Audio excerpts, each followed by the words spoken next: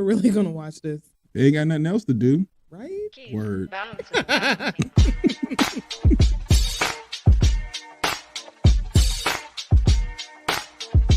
I ain't going on social media talking shit about TDS Radio. I know that much.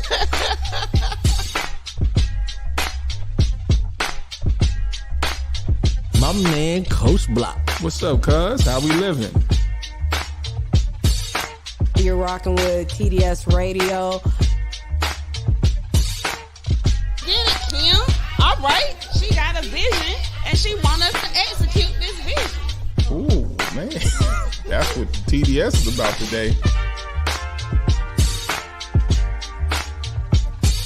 Ken and Kim are the two dopest siblings that I know.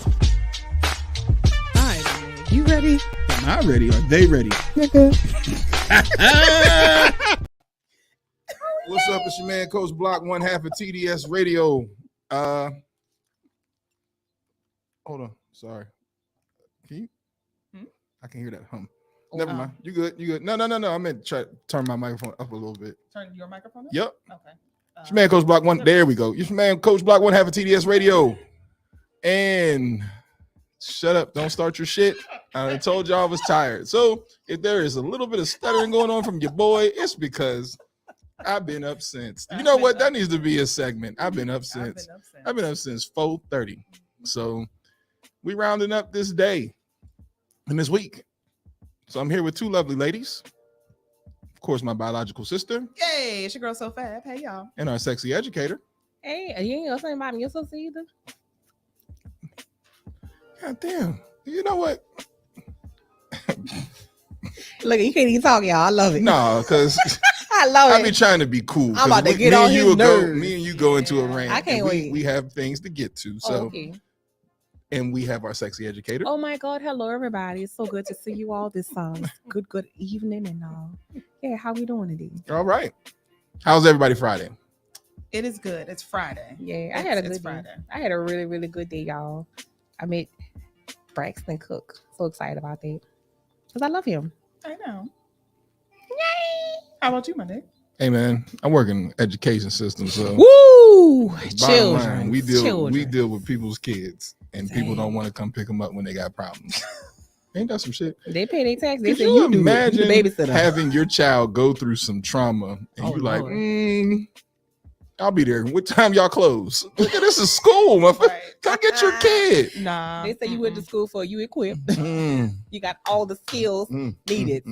So them kids took it out of me today, but It's Friday. it's Friday, and it's always fun to do TDS Radio. And then tomorrow we will be where will we be? At the Mind, Body, and Spirit conference that is happening in Raleigh. So for those of you who are local, come hang out with the Sibs and the healing consultant, Miss Verna Spencer. She will be speaking at 10 a.m. And she also has a vendor booth. So if you're curious about any of her product, whether it be her gummies, her lotion, roll-on salve, drops, she will have all of it there. And you can have that one-on-one as well as purchase right there on the spot. Yes. So let's go into our birthdays. Let's roll into it. Let me see. Do I have anybody? And if y'all know anything that's happening fun or anything that's going on in this weekend, let us know. We will. You can actually put the you can put it in the comment section if it's a link or something like that, somewhere to get tickets or anything like that. Oh, good. We got people that's going to be there. Oh, hey now. Cool. So appreciate that. Yes. And let me see. I'm sorry, y'all. We had pizza and shit before we started. I was not being professional. But I do have my birthdays ready. So whenever you're ready, I am ready. I don't have any birthdays today, surprisingly. Does our beautiful, sexy educator, do you have any birthdays that you would like to shout out? Any friends of people that you would like to shout out? Oh, besides, Kim, she just had a birthday, and our lovely friend Tammy, they had birthdays this month. Sure did. They literally, this is how crazy shit is. She is the 6th, Tammy is the 7th. Mm-hmm. That's what's up. No, it's not. I had to buy both of these motherfuckers. And girl, I appreciate you because that massage was everything. Girl. Literally back to back. So on Facebook, you don't have anybody who has let any me birthdays? find out. I mean, I'm sure they would appreciate a shout out. you know what? That's all right. I'm a good person, so let's figure it out. While you guys take your time with that. I don't have anybody, so. Damn. I'm How do sorry. y'all end up with that? I don't know. I'm surprised. I don't I'm have waiting for the anybody. day where I can say I don't have anybody. Well, you have a lot of Facebook friends. I get rid of a lot of people. Oh, I don't have that many friends Oh, either. So that's I don't probably get rid why. of. too And I don't many have none people. either. You don't have any either. Okay. That's why I Yeah. say I just said those Bur- birthdays.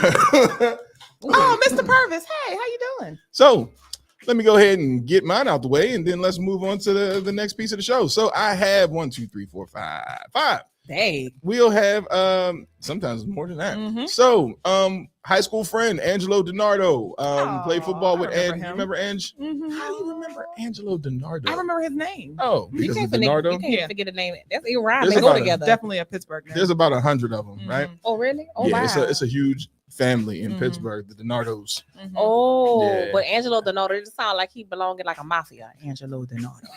Knowing that, he probably did somewhere. He lives in Yikes. Vegas, I think, or he used Oh, to live look. in Vegas. Look. Angelo, where are you at, Angelo? If you are listening or watching, where are you at right now? I don't specifically know. We just keep in touch through Facebook. My next one is another high school friend who's another Italian, John Bartolini. say? Bartolini. That sounds like one of the families off of The Godfather, right? Right. What I said? John Bartolini.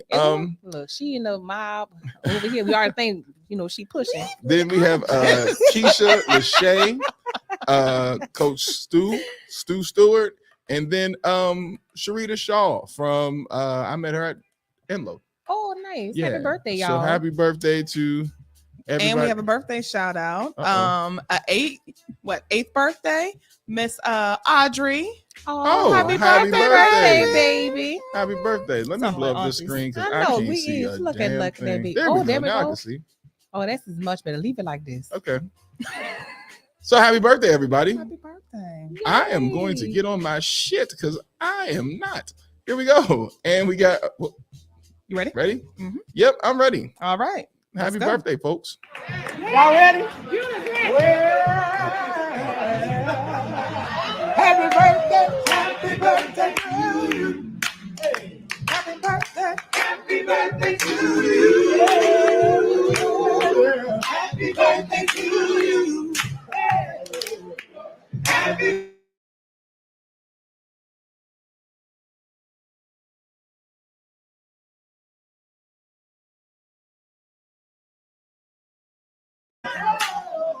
Happy birthday to you.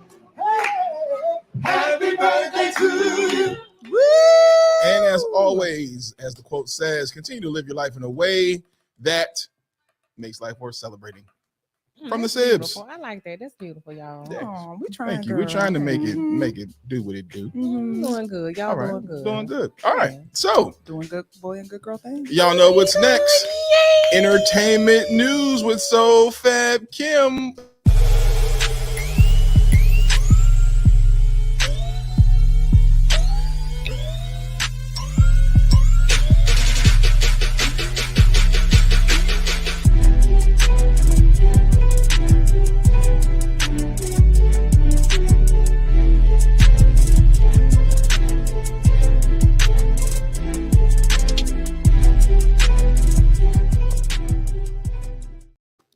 So All right. we're here with entertainment news with Soul Fab Kim. We are, y'all. So let's kick it off fast because we got a lot to get to. We have a packed show today. For starters, everyone's almost somewhat favorite Real Housewives of Atlanta, Portia Williams. She actually just filed for divorce. Now, this is shortly after hearing about her husband who got denied American citizenship due to a past history of crime and fraud. Some of those accusations are essentially of him doing bank, credit card fraud, unauthorized use of a vehicle, identity fraud, as well as overstaying his visa. Now, some of these things were a few years back, but none of them were settled. But the crazy thing is, after this news dropped, literally the next day, it was like Portia is filing for divorce. Now, we don't know if that is the reason. She hasn't made any statement. He hasn't either. He's just showing off his teeth on social media. Ever since he got them teeth done, he has not stopped smiling. As much as they cost, I don't blame him. Jeez. It's true. He is living his life apparently on social media. So there's no word from the two, but there has been word that there is a prenup. So either way, Portia is walking away with something. And this is also going to be a part of her storyline because, as I told you guys, I believe last week, she will be back on Real Housewives of Atlanta. So this makes for juicy context for people to be able to watch because we do know that their viewership has been in the dumps in the last few years. So, yeah, that's that. I don't have nothing to say about No. Portia. Okay. Yeah, not a Moving on. fan. Not a fan of Portia? Nah. No. Mm-mm. Okay. Yeah. All right. So moving on. Her stories about Cordell Stewart were a bit fabricated. Oh, really? Whoa. That's why. Nah. I don't really. You don't rock with her? Nah. When she was pushing that narrative that man was gay, and when everybody's like that was not true. Mhm. Like, Well, that's stop not, you that. shouldn't do stuff like that to people. Yeah, That's unfortunate. she shouldn't have did that. And from that point, because that's what helped catapult her, Mhm. nobody would know you if it wasn't for that time that you spent with Cordell Stewart. Mhm. Come on, man. We don't even know her for the simple fact that oh my gosh, her grandfather was one of the civil rights leaders. I can't remember what his name She is. should have led with that. That's more She important. did, but then she embarrassed him because Oh, she was essentially saying that she didn't know that the Underground Railroad, she thought it was an actual She thought it was an actual railroad. Yeah, an actual railroad. Yeah. And that was like, and I was looking at the clip to be like, Mhm. was she joking? I And her, hope. nope, her acting ain't that good. If it is, then she needs to be in a Tyler Perry movie. Ooh. It was Burn. not that. So I can clearly see that if you blow this ear and put paper on this side, that shit gonna flap. There ain't nothing in between there. she thought it was an actual. She thought it was She an actual, can. and like when she's looking at Candy, you can see in her face like, what? But you mean to tell me like that's the basics of Black history you learn in school, even in church hell. And your grandfather was a civil rights leader, so that doesn't look She good don't either care. way. So, needless to Oh. say, So needless to say, My we heart have nothing broken. to I say can't believe it. about My her heart is or broken. her. What's the nigga Uncle Ben Rice looking? No, ass? you leave some now of you that in there. Okay, ain't let's nothing go to do next. with this. Let's go on to Miss Wendy Williams. So we told you guys yesterday. man. Yes. There's We're more back here. on Wendy. Yes, we're back on Wendy. Wow. There's more here. I feel bad for Wendy. I right do too. So we Oh, told you why? that she's battling with aphasia and dementia. Oh but no! now, yes, and it's actually pretty bad and pretty advanced. Mm. So now the next issue is that her legal guardian, which we still don't know who the legal guardian is, it's not her sister, it's not her niece. So we're not quite sure who it is, but they are saying that they are trying to prevent this documentary or docuseries that's set to now. come They're out trying to this stop certain weekend. parts of it. Yeah. Why? On Lifetime, because people don't want certain information out. She done aired everybody else's business. So, Oh, now we gonna be selective for her. and it's not Wendy, it's Mm-mm. the Guardian who is saying this. But Lifetime doesn't care. They're going to go ahead and they're going to release the They aired documentary. Whitney business. It did. Well, So you as a studio, you go ahead and release it because whatever the proceedings is, they're gonna make more money from people watching it. They'll Oh, yeah. pay her a little chump change. Mhm. They figure she ain't gonna know how Same. much it is anyway. And then if you say things like it's based on real events, but not quite, you can allow for some fabrication. Okay. there, And you then know. what is Wendy gonna say? And It's not a the no. next- I'm not. Oh, see, that did come out wrong. came I'm out. tired. Let's What go. I'm saying about like, what is she gonna say? What can she? Mm. She's not in a position to say one way or the other. Mhm. So if the paperwork ain't right, that's the way the station's gonna look at it. What is Wendy saying? And we all know she's not gonna be saying too much about it. So they're like, F off, family. Where y'all been? Ooh.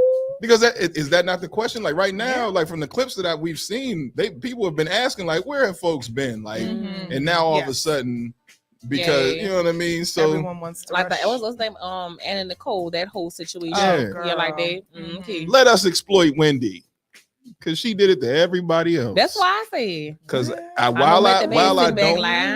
while I don't like to see anybody lose their mind, like Mm-mm. that would be a sad way to go, to lose your mind or lose any facility. But you weren't the nicest person. Mhm. And so in some ways, like Method Man to this day swear to God he ain't sleep with her. He did say that he did not sleep with that He- woman. He Well, she swears said believe she my did? man. She said he did. she said he Mhm. did. But then All he you was gotta do is they were ask her and married. she know. He was married at this time. That's what it looked like. Because he's allegedly the guy in that book. Also, I'm saying, but That's she it. painted a perfect picture of that man. And moving on. METHOD. My God, oh, he is so fine. Normani, Now, Normani, as you guys don't may know who all that know, is. she is one of the young ladies from the Fifth Harmony. Which picture? She's the one in the middle. You're right on there. Okay. Yes. She's one of the ladies from Fifth Harmony. God damn. Was she And- riding a penis? No, it's a rocket. Look Yeah, like it. Thank you, girl. Oh. Thank you. You an idiot. Shut up. A penis hell kitty. is this? You think they gonna let it? No, That way. look like a big ass vibrator. What is it? It does not. It's It a looks like a rocket. rocket. It is definitely a rocket. And You so tired. You know what you said that. You did. Now we squint. It looks like a rocket. I know one thing. Her it is chocolate ass definitely is a rocket. fine. She is a gorgeous girl. Put that Gorgeous picture. Put her girl. back. Damn. Gorgeous girl. She is fine. So Oh, Normani, there's the bottom part. All right, Yes. gotcha. You know Normani what? has been going through a lot lately, and a lot of people have been saying, like, when is she going to drop the album? When is she going to drop the album? When is she going to drop the album? Well, she did say that the album is set to be released in 2024. But what people need to realize is that Normani has been going through a lot with her parents. Her mom was diagnosed with breast cancer, and shortly after, her father was then diagnosed with cancer. Oh, So she completely stepped away from the music scene to take care of both parents. Yeah. And now she is saying, okay, I guess now she's in a state where everything is somewhat okay, Mhm. so she's able to go ahead and drop the music because people have been asking, where is she at? So give her some grace. Allow this girl to be able to go through what she's going through, because I can't imagine. She said that she was trying to handle her emotions in, that state of dealing with both parents. I couldn't imagine what she was going through. It was tough dealing with one parent, but to deal with two. So happy to hear she's getting ready to release new music, because she does release really, really good music. She's a talented singer. So happy to see that she is on her way back. Mhm. but it's so unfortunate people take away her humanity because of her, Mhm. because she's an artist. Like, you all don't have access to her, the person. You have access to her art. So what she does Exactly. outside of entertaining y'all is none of y'all business. Let this woman grieve. Like, Please. is she not entitled to have a moment of grief? Both of her parents, and Both. she is caring for both of them, and while also in space where she has a high demanding job. There's a lot that's demanded of her. I can't begin to imagine what she's dealing with, not only mentally but emotionally. Mhm. Like, having to have so much, you're required to be so present in so many spaces at one time. Mhm. Mm-mm, Mhm. mm-mm. So show her some grace. And I'm looking forward to her project, because like I said, she's a talented singer, Mhm. really good songs. The last song she had was Wild Side with Cardi B, which was a dope track. Mhm, Did really well. So mhm. we'll see what she has coming up with Dopa Bean. Like I said, no actual date, but it did say that the project was going to be released this year. So kudos to her. Yeah. Coming up next, for those of you who are fans of were you ever a fan of the show Girlfriends? Yes, for a while I was. You were? Did you Mhm. watch Girlfriends? Which one was it? The one with Tracy Ellis Ross and I watched the reruns. I didn't watch it when it was on, really, Mhm. but I've watched the reruns and had some chuckles. really. Mhm. Okay, so Kelsey allegedly, Grammer wrote that. He did. White guy wrote Girlfriends. Frasier. Yes, Frasier. Y'all may know, and wasn't he? That's what made me actually go back to watch it. And Really? that's why I said When I I didn't found that really, out. but I enjoyed it in spurts. I think a lot of spaces they try to be innovative and inclusive. They missed the mark. Now that I'm old enough, It's now that not. I'm old enough, I think they tried. They Living Single was better. Thank you. Mm. They whitewashed Girlfriends far too much. Yeah, Living Single was far better. They whitewashed it far too much, and I hate how they really made a lot of the characters look, specifically the black women. A lot of the things they did, they focused a lot on the stereotypes of black women. I didn't like that. I really didn't. Well, allegedly, according to one of the actresses on Girlfriends, I believe her name is Persia White. Is, it a That's picture? what you're calling Lynn. Yes, yes. Uh-huh. Is this a picture?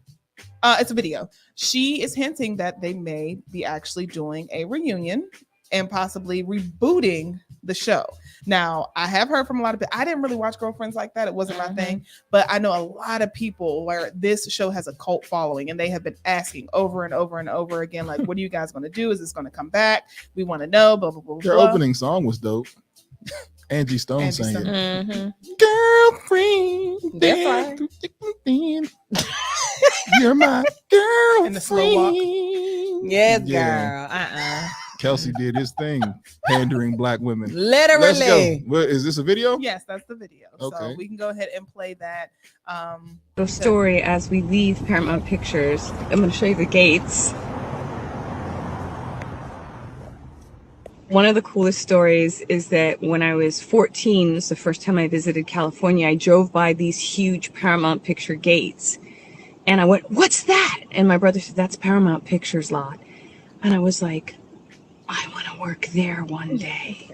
And I remember manifesting and dreaming and writing it down like, that's going to be where I work one day. And when I got girlfriends and I had to drive in this lot every day to the nicest security, who is still here from all the way back then, they said hi. It was kind of surreal. So I say, just hold on to your dreams, man. No matter how wild and outrageous they might seem, hold on to your dreams. And then she also tagged Kelsey Grammer and went in to say that they are possibly in talks and doing some work and letting people know, hold on, something big may be coming. So my question is to you, those of you who are watching, are you excited to see I was about to say Dream Girls, Girlfriend? Almost Kim. Reboot. No. Okay, I feel like damn. that they need to sing that song from what that is that like let it what you call them with the trees, let it die, let it I don't think it deserves a reboot. No, it did, like it didn't need to do it like It the way wasn't that better it than ended. Living Single. But the way that it ended, how can you reboot it from the way that it ended? I don't even remember how it ended. All I know is they got rid of Tony.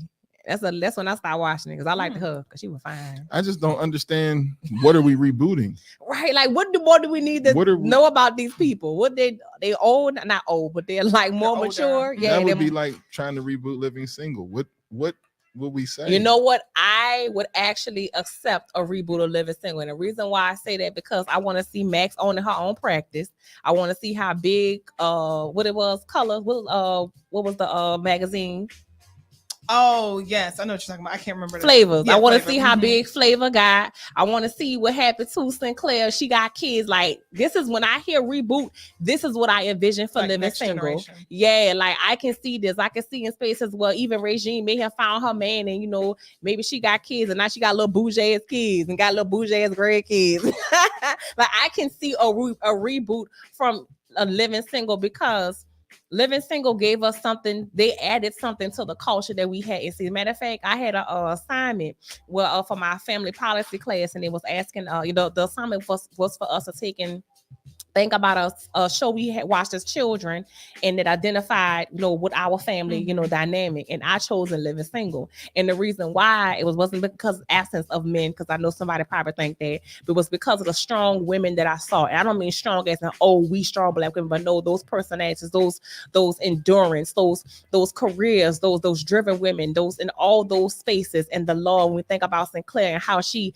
catered and loved on everybody, and she was the energy that kept everybody going. And I thought about that from the women in my family, the dynamics that I saw. Because even in space, when I think about was Obi, him. That was to me, he reminded me of my grandfather, always fixing something. I swear to God, that man would not hire nobody to do nothing to this day. But anyway, point is, so when I hear reboot for that show, I think it could use it. Girlfriends, I don't think Girlfriends added to culture besides, like I said, they whitewashed black woman experience. They really did. Don't nobody want to see old ass Queen Latifah. I more. do, because you because here's the CBS thing. coin. Here's the thing. All that, it wouldn't be their show anymore. It would be a whole bunch of new actors that we don't like. Their show was no. I mean, bring them back. I don't mean bring. But then how them. do we have Regine without a guy that's gonna mess that up? No, I'm saying bring them back where they have much. Remember, they was in their 20s. They was young. I'm saying reboot it, but putting them in space where they have matured. How did they mature? That's what I'm talking about. That's why I say Regine married. She got kids, little bougie kids, little bougie grandkids, and Them is all spinoffs. We want to see that same couch, that room, No. that apartment No. with the niggas upstairs. No. When you start talking No, about they- that type of growth, that's the spinoff, which she got. The Upshaws. Because she's bougie on there. She is. Mike Epps got to consistently tell her off about how bougie she is. Like, so those are, each one of those are spinoffs. No, I'm just saying the collectively. That's a living whole together. new show. A reboot is we gonna do what we did. Like I don't know how Girlfriends can do it. You gonna put these girls back together again? To do the same stuff. That How don't make long are we sense. gonna That's leave stupid. these women lonely? Stop it. Ooh, like I said, feed into all negative stereotypes Yeah, of black stop women. that. They Stop whitewash that. the hell out there. Now, what I would like to see is what if Max and Kyle got together. Mhm. When that time happened, that was dope because It they was. showed how two people could have that type of friend relationship Mhm. because they capped on each other, but they still had respect for each other. But it was like back and forth, you know, she say something, he say something, but they loved each other. Mhm. Yay. That would be a spinoff that I would definitely think that people deserve to see because, especially because those two characters, when they talked about it, they weren't even supposed to exist. Mhm. Max wasn't even supposed to be a part of the I show. saw that clip of her saying that. Mhm. Talking, I was like, dang, that's why they put her across the street. Mhm. I say, dang, this Texas Yeah. she was too strong. See what I'm saying? Too strong and That's too why I black. said again, they whitewashed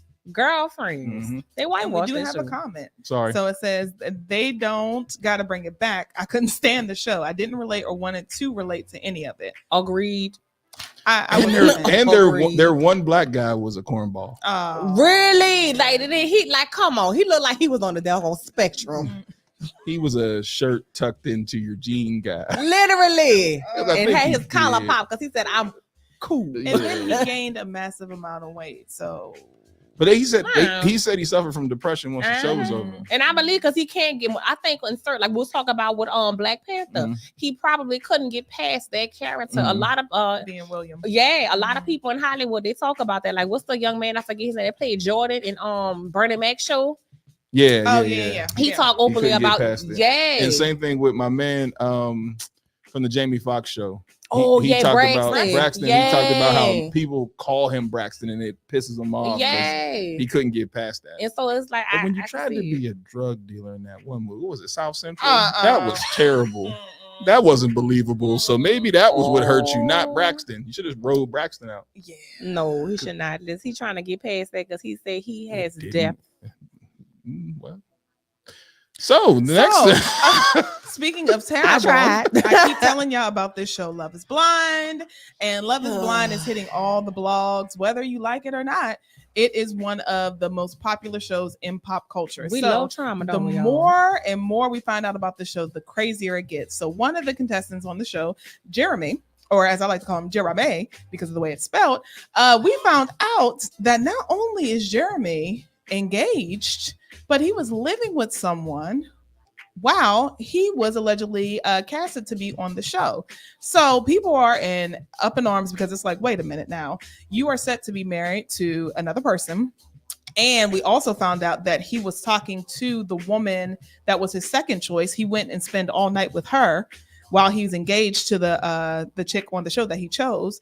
But he spent the night with the other woman that he was willing to choose. But then also we're finding out that you're engaged. So all around, this is messy. And now everyone is calling to Netflix and the casting director to say, how did you miss this? If you're supposedly deep diving into people's lives, if you're supposedly finding out who their exes are, so this does not happen, are you essentially trying to cause drama to get people to continue to watch the show? Because in the last season, even though they say they cast people that have no relation or have never met, there ended up being a couple that actually had a relationship, but somehow they both ended up on the show together, and it ended up being one of the major storylines. So what Netflix, I'm not even gonna say Netflix, Love is Blind producers, what is happening here? Because once again, you have someone that he is in this, experiment with. She decided to say, yes, I will take your hand in marriage, or yes, I will marry you. She doesn't know what's going on. She's trusting the process, and then you let her down, just like you let the last couple down. And it's getting to the point where it's getting really, really, really messy. Two ways to look at it. One, it's all a part to keep people engaged in the storyline, to continue to watch it. Two, somebody's just not doing their job. You get what I'm saying? So it's only one of two ways. I'm going to go with the first one. Like, there's no way that you, in this world, in this age of technology and what you can look up about people, when I go apply for a job, you can't miss the fact that I'm married for this type of job. You get what I'm saying? You can't miss that, especially because I'm sure that woman herself would be like, hold the fuck up. Like, where you been, bruh? You know what I'm saying? And then all of a sudden it shows up on TV and she's going to be like, so this is where you were? She cashing a check. I was about to say, this is where, when I keep telling you, people take that money and then now, that's the hush money. You got to shut up about it. They may have liked his look or something like that and said, we're going to put you on the show anyway. And this is what we're going to do. This is the check we're going to cut. and you as wife or fiance, shut up, because we're gonna make sure you're straight, and then let's all go on with this. Yeah. Or they probably came up with the line together themselves, and she just like, oh yeah, it's fine. It's cool. They're gonna be like Derek Jackson knew. and his wife. She gonna be sitting there like a hostage. Like, yeah, They knew. With we're her working bonnet of on salvation. things. We're working on things. Let me stop talking about the lady because I know I feel bad. That was terrible. They getting paid. That was a man. Guess I'm looking at Kim like, Out of you all gave people that in the too much world- energy. See, I don't trust these shows. They are so scripted. Yes, a lot of these shows are scripted. All of them were scripted, I Yeah. think. You ain't just randomly bringing a whole bunch of people together and say figure it out, because there's not enough frustration. You get what I'm saying? Because why, y'all? We are a society that like drama. We are addicted to toxicity. We love it. So, but if we really let people be who they were on that show, there would be so much more frustration, so much more real. Like, you don't tell me you look like Megan Fox. Here we go. So And then the you other come part. from behind there and your chin is on the floor. Wait a minute, what? The chick that says she looked like Megan Fox and she don't. She looked like the old school So- McDonald's half moon thing, Mac tonight. No. So Yes. Chelsea has since Ouch. apologized, y'all. So y'all can stop dragging her. She said that she is sorry. She never should have brought it up. You know, she apologized to Megan Fox for saying that, you know, she feels like she looks like her. Or people have told her that she looks like her. There was even a part in the most recent episodes where she asked her friends and she said, who do I most get mistaken for? And her friend said Megan Fox. Wait a second. Why is she apologizing for her expressing somebody that she thinks she looked like? Because she's getting dragged. She is getting Well, dragged. If she what? feels gotta that apologize. way, She feel like she do that. Why is the I don't think problem? she should have apologized for what Hey. she may personally feel. Mhm. But I do think you should check what you say, because for reality purposes, I could be like, you know what, people mistake me for Denzel Washington. All y'all would be like, go to hell. Well, you too Go to right, hell. first of all. Go to hell right now. So then the people who are around her that allowed her to think that way. Her friends. That's not fair. Because if she genuinely thinks she looks like the woman, I don't see what the problem is. Well, she didn't say that. She said that people mistaken me for Megan Fox. That's why I'm saying I don't see the problem. I don't see what she did wrong. She thinks she Did looks she like tell a that woman. man that on that show? Yes. That's the Well, problem. so what? So this is how Right. the conversation went. She said, and of course this was brought on by the producers. 'Cause Allow they him prompt to them with allow him to questions. see that. So she said, do you ever get mistaken for a celebrity? And he was like, no, not really. And she was like, well, I do. And he said, well, what celebrity? And she said, Megan Fox. And that's when his eyes lit up. Megan Fox. This man was sold. Wow. He was raring Oh to my go. God. He wanted to propose right then and I got there. Megan Fox. And then So stupid. when that veil lifted and he saw her, he said, you At have gorgeous teeth. McDonald's, it's Mac tonight.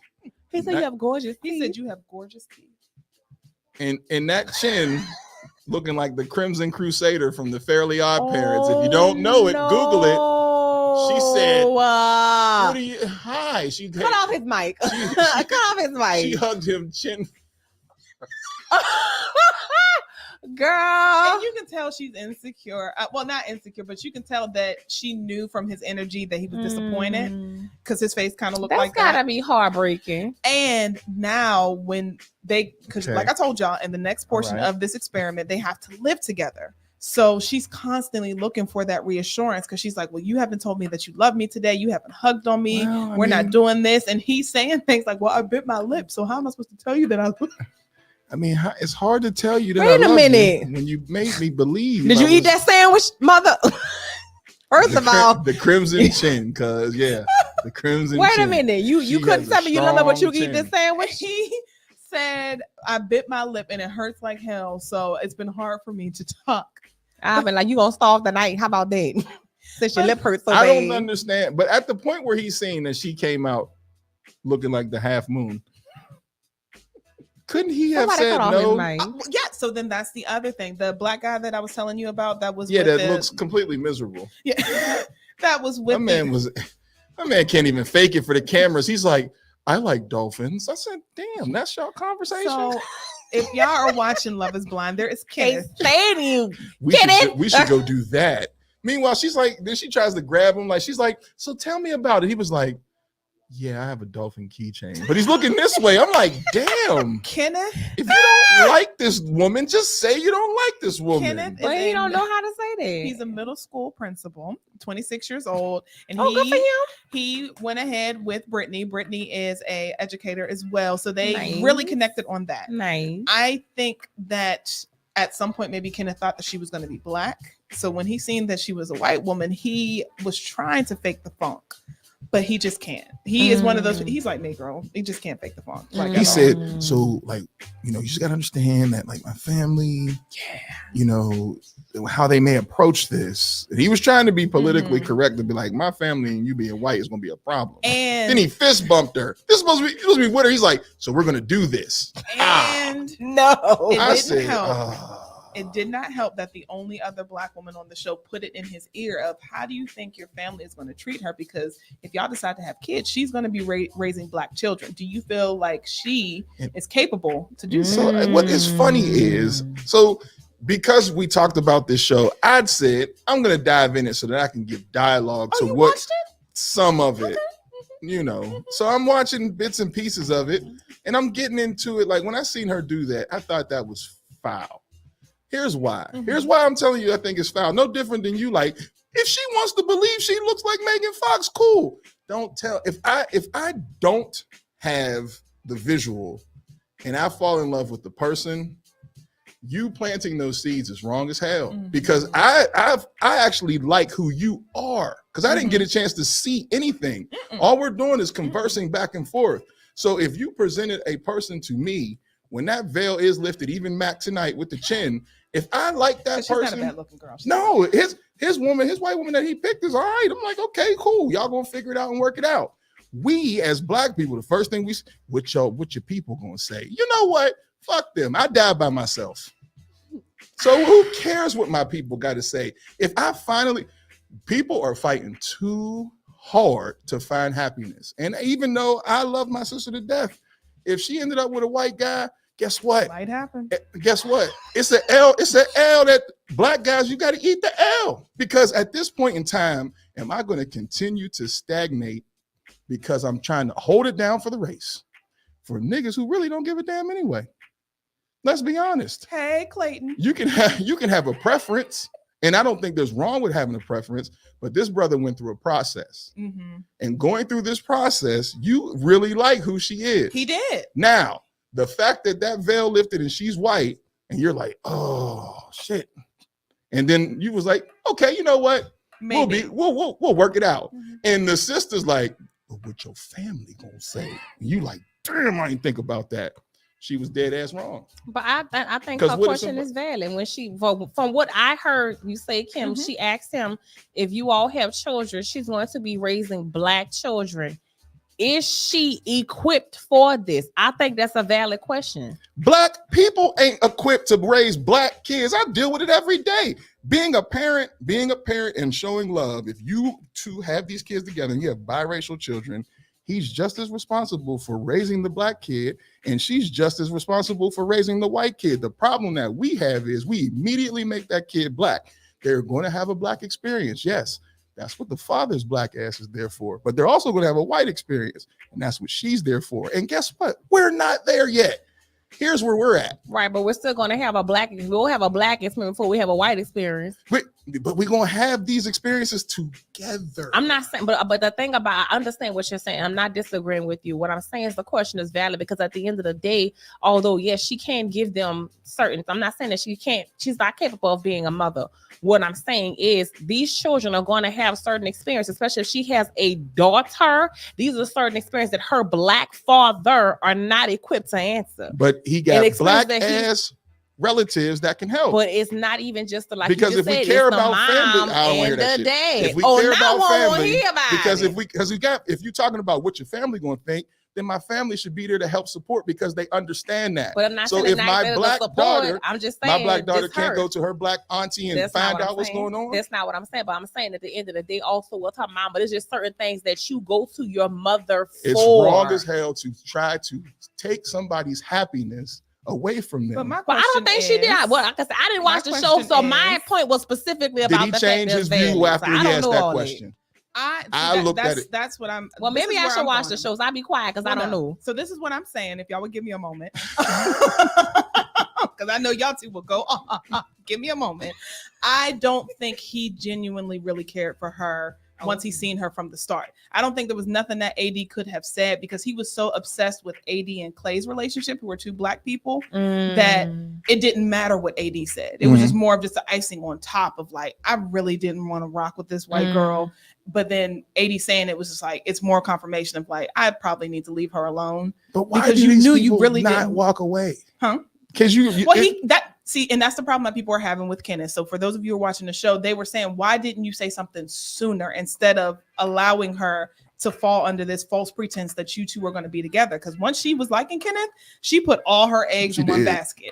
It was like, I only see Kenneth. Which I fault her for, because you still need to look around, date around, see who else you kind of like. But the thing is, he should have said something from the get-go, like, my preference and my strong preference is to be with a black woman. Because he just kept saying to AD and Clay, like, I love what y'all got. I love what y'all got. I love this. I love this. So I think that's what he was wanting. And he couldn't actually achieve that with Brittany. Not to say that he couldn't be happy with her, but I don't think that's what he wanted. How many black women started this show? Nigga, that's the issue. Because there's always a ton of black girls, and then they never really make it to the final cut. There's always like one or two couples. So then that's where we need to start. Damn, how it figured out. You need more black people on the show. You need a more diverse crowd. Because then basically, if there's only one, I only see one black woman, two men. So it's only a 50-50 shot. And we are in Charlotte. That was the one thing that disappointed This me. is I'm Charlotte? like, it was in Charlotte. Wait a minute, what? Yes, it's in Charlotte. And this was the cream of the crop. This was the best. You know that y'all could what? Get off. I'm going home. This was in I'll Charlotte? be back It at was in 7. Charlotte. They had more black people in their Seattle season than they did in their Charlotte season. The Queen City? And this, you can only pull out one sister? They had two. It was a light-skinned girl, but obviously Nobody picked her. Not that we know of. So I jumped in once I seen the boat I ain't thing. seen the show, so I need to be So quiet. that was the second portion. That's the second portion. That's after they picked. Mm-hmm. So prior to them picking, was there more than one black woman on this show? There was two. Nobody picked her. No, not that we know, because sometimes they will have matches or they'll get married, but they won't make it to the final filming. So there are couples who will get married off of the show, but they won't show. So the brother's taking a check. Because see, at a certain point in time, you know, I don't want to do this. And his body language and everything is, I don't want to do this. But you're riding this out. So it's either a contract or it's a check. I was getting ready to say probably contrary. I mean, but the one thing I have seen that has been a trend is once they make it to that honeymoon, there have been multiple people who have said, I'm not doing this. Oh, wow. I'm done. Like, so what's the process now? Like, so what happens next? Like, so they're dating now? So now they after they come home, they have to see each other's houses. Then they live together in a shared space that isn't each other's house. It used to be one of the other's house, but they nixed that. They get an apartment. Then you meet the friends, you meet the family. And then after you meet the friends and family, then they start introducing the people who were in the pods that you did not pick. So there may be somebody. Do you have a chance to pick those people? You can. Oh, so he can get his black woman in. So he can. But if you don't decide now that, no, I don't want to do this, I'm not in this, you go all the way to the altar to tell that person no. So if you're rocking with it and you're like, let's just, let's keep going, because then you go through the dress fittings, you go through the that's the too suits, you have your, This you do all the wedding stuff. traumatic. Yes, That's too much. Yes, This is you traumatic. do all the wedding stuff, Oh and my then God. the day of the wedding is when you make your decision. So you very likely are leaving somebody at the altar brokenhearted, and That's it has too happened. much. This multiple is times. traumatic. That's too This is what we have reduced love to, and finding love. Give me a cat. I got good This is vibrators. like on hot God. tub time God. machine, choosy doozy. Yeah. Where you on there and they're like, crowd, what do you want? We want them to sleep together. It's always two men sleeping together. And now they stuck there like, we gotta do it. Like, this is terrible. Mhm. Oh my God. That is Love is Blind. That Now that's the one thing I don't agree with the show. Don't make me go through the whole process of picking my dress, my bridesmaids, and we cake, venue, all of that, and then I'm literally going to the Somewhere, wedding. and I would have to. I'm walking down the altar to see you. We're exchanging vows, and then they say, "Do you take this person?" And then that person says, "No, I'm punch you in your damn face." Because why did I do all this? Yeah, that's a lot. This that, is that this check is better be traumatic. good. Forget all that because it's not worth it. Like it's the up. You did. So should we follow the interview that you have? You have an interview with one of these people. Oh yeah. If you guys want to see the interview, I actually talked with one of the young ladies from season 4. And she was pretty. Did she get picked? She did not. What? She did not. So here's the bigger question. Over our little rant, fuck all that. Here's my question. Well, that happened. No, because here's the question I got. Niggas, where are y'all? I asked a question on Facebook on my page. And y'all can go look. I asked brothers. Yeah, they cursed out last time you asked question, but bought over there. I asked the brothers, how many brothers do y'all got that y'all could truly trust? And the brothers was asked, oh, I got about 20. I got 5. I got this. Where the fuck are y'all? I know right now I have a woman, at least one, from 60 down that is single, beautiful, had their own thing, and willing and open to date, but can't find suitable date. I'm not even saying people to have relationships with, suitable people to even go out on a date to have a solid fucking conversation. We've had multiple brunches here, and it's nothing but women. If I were single, this is like jackpot. You know what I'm saying? Where are y'all? And I'm saying it as a man, like, I'm starting to get worried. Are we that outnumbered, or are you niggas that lazy? Lazy. Because there's two things. Because there's either some warm legs opening up that's not challenging you to do anything, which, you know, that's what we like, or we're outnumbered. It's one of the two. Because I cannot fathom why I'm seeing this same narrative over and over and over again. And I used to think, oh, it's Pittsburgh. Nope. I know people that's in Charlotte, and it's a lot of black people in Charlotte. EJ is in Atlanta. A lot of people in Atlanta. Raleigh. Philly. What is the issue? I don't understand it. I don't get it. I don't know. And I think as men who are, we got all this group of men. I literally got the post. Y'all can go on my Facebook and look at the post. We got men after men proud of how many niggas I got in my crew. Are we looking at these niggas saying, hey, bruh, what's up? Like, or are we celebrating the fact that they just knocking down people that they probably shouldn't even be knocking down? Because we having sex. There's no shortage of children. But there is a shortage of functional relationships. There's 2,300 kids in the school that I go to, so there's no shortage of kids, but we don't have relationships. What's going on? And I think it's the men to answer, because we are outnumbered. We do have more options. So why aren't we seeing more women in these relationships?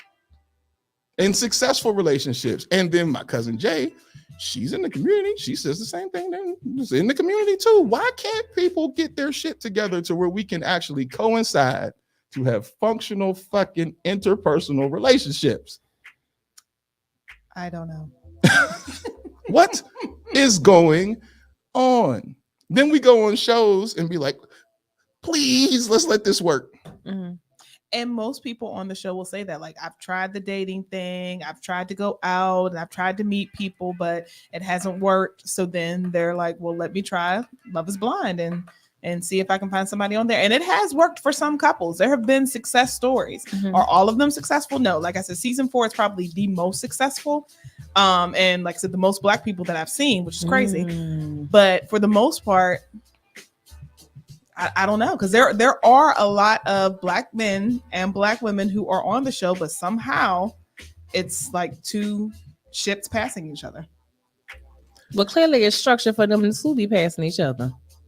We got to create this platform somehow to where we can at least celebrate people. I'm not saying every encounter has to be a encounter for successful relationships long term, But we just got to get successful relationships where we can have conversation and be like, you know what, it don't work, but we can be cool as hell and then move to the next person. Can we have Like, what a the matchmaking show?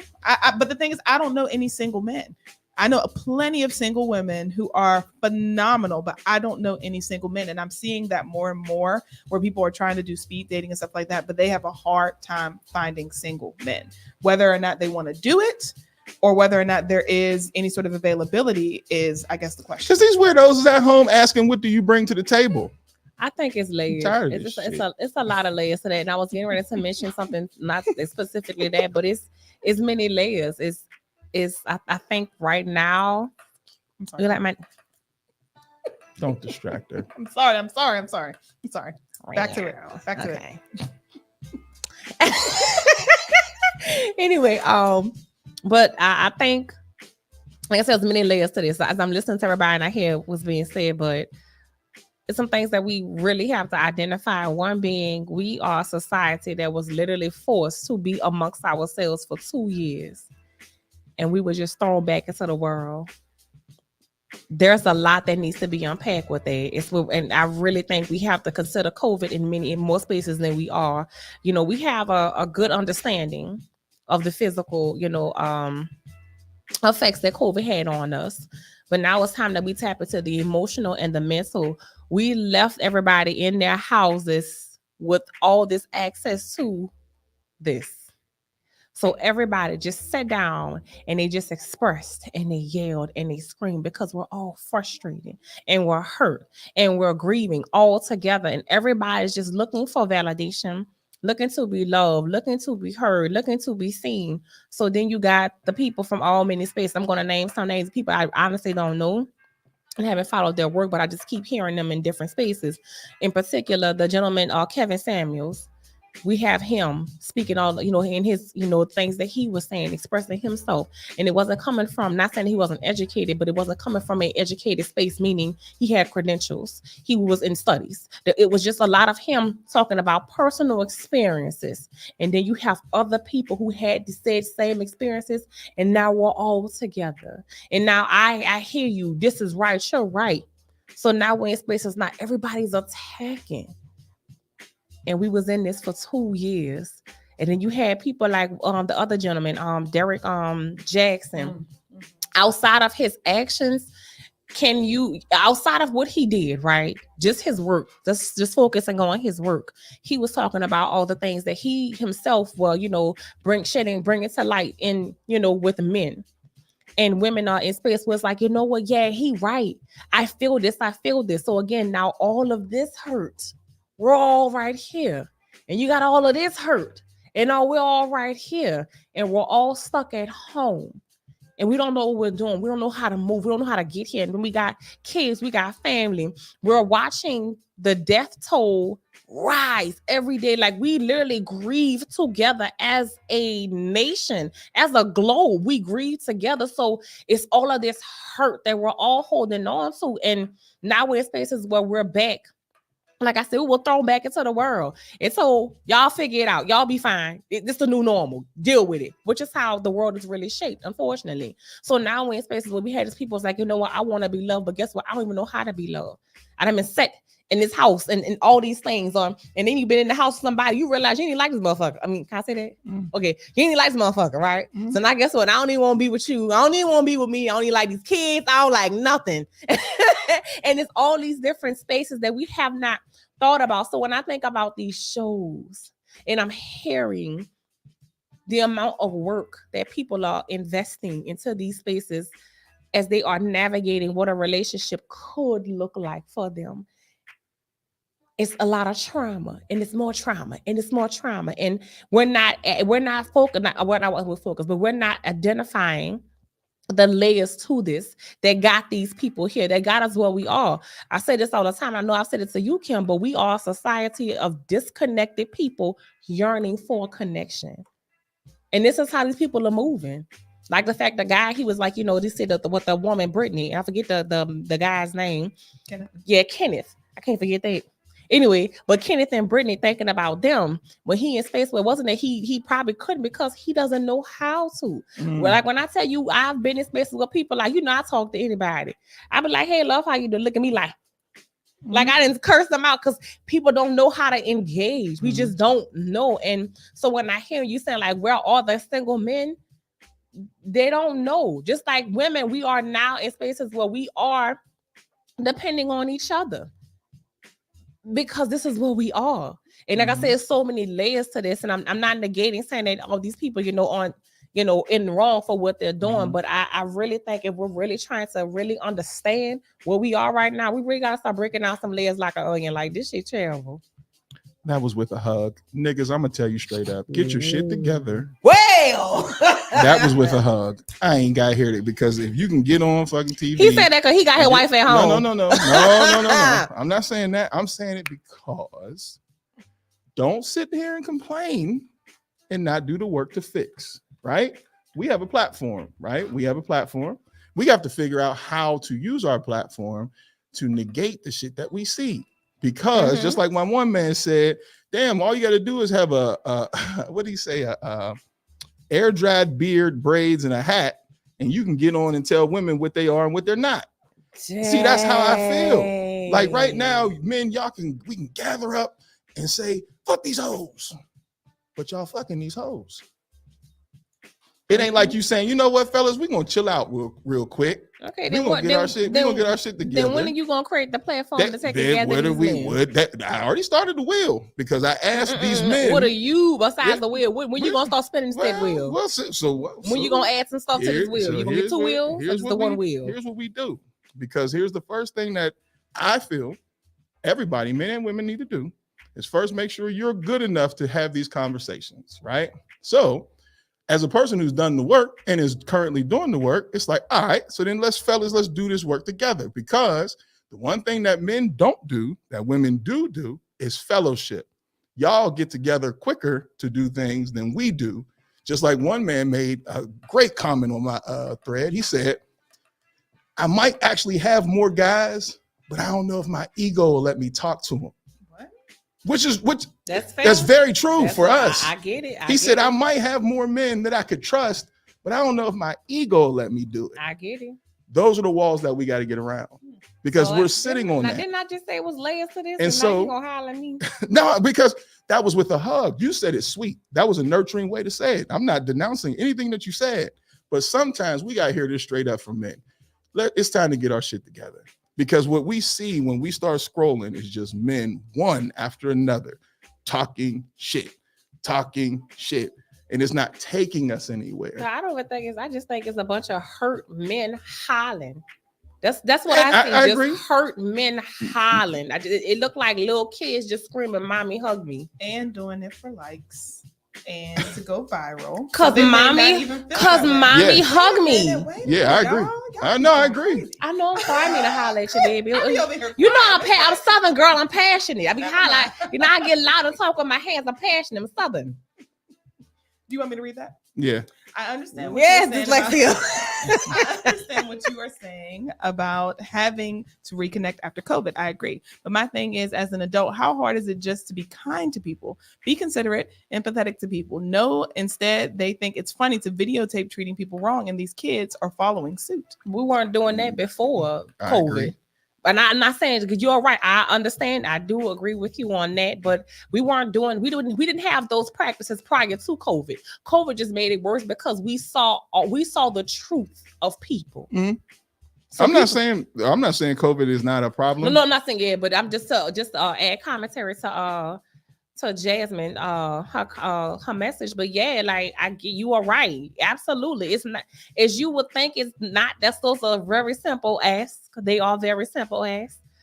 However, we didn't have these habits prior. How can we have it now? These are one things people was doing before then. So this is the second person that we've asked. Because we asked Vernon, and once again, I like to ask people of different age groups. And she sat there and said, I don't think we can get back together again. And she and it was genuine. Like she took time to think about it. What was the question? The question was, how do we fix it? Do you see us being able to get back together again and be able to get to a communal sense? And she took her time and she was like, I don't think we're going to be able to get back to that again. Let me process that. You said the question is, how can we fix it? Or How can we get back? So now that we see what we see, everybody, all the cards on the table, and we know what we're dealing with. Do you see it as a point where we will get to a space where we can have these conversations without them being angry and have our community come back together to where we support one another, even if we don't necessarily agree? Because as a whole, that's not happening. So do you see us being able to get back to that, or are we doomed? Now, I've asked two fellas said, I think we're doomed. I've asked Ms. Varna, and she said, I don't think we're going to be, she didn't say we're doomed, but she just said, I don't think we're going to be able to get back to that. So then I'm asking you the same question. How do you feel? Because we know what we know, but is this sustainable? Because I think just like Jay said, our kids are watching. So is this sustainable for, let's say, a kid that's, what is it going to look like for a kid that's 3, 4, 5 years old when they get 30? If this is the pathway that we're continuing to go down. Like, we got to get, and I'm not saying that because I want you to process it and maybe come back to it another time, because that's something that I feel, because I see it with the kids prior to COVID. And now, because this is the first time I've been in a school year for an entire year, this shit is different. But what I will say is they are mimicking us so much. They're mimicking what they see in scrolling. And it's like, how do we fix that? So now the conversations, the angry conversations between men, women, or just adults in general, that same cadence is carried out with our children. You hear it in the hallways of just talking reckless to one another. Oh, absolutely. I agree. So then now, how do we fix it? As I think about that, I think how we can start is that it's going to require individuals to sit with self in ways that we don't. I think it's going to require individuals to literally sit and be uncomfortable and not feel good, because we are a society fixated on feeling good. It don't matter what's going on. The minute you feel bad, you can find something instantly to make you feel good. You annoy, you pick up your phone, you scrolling through your timeline.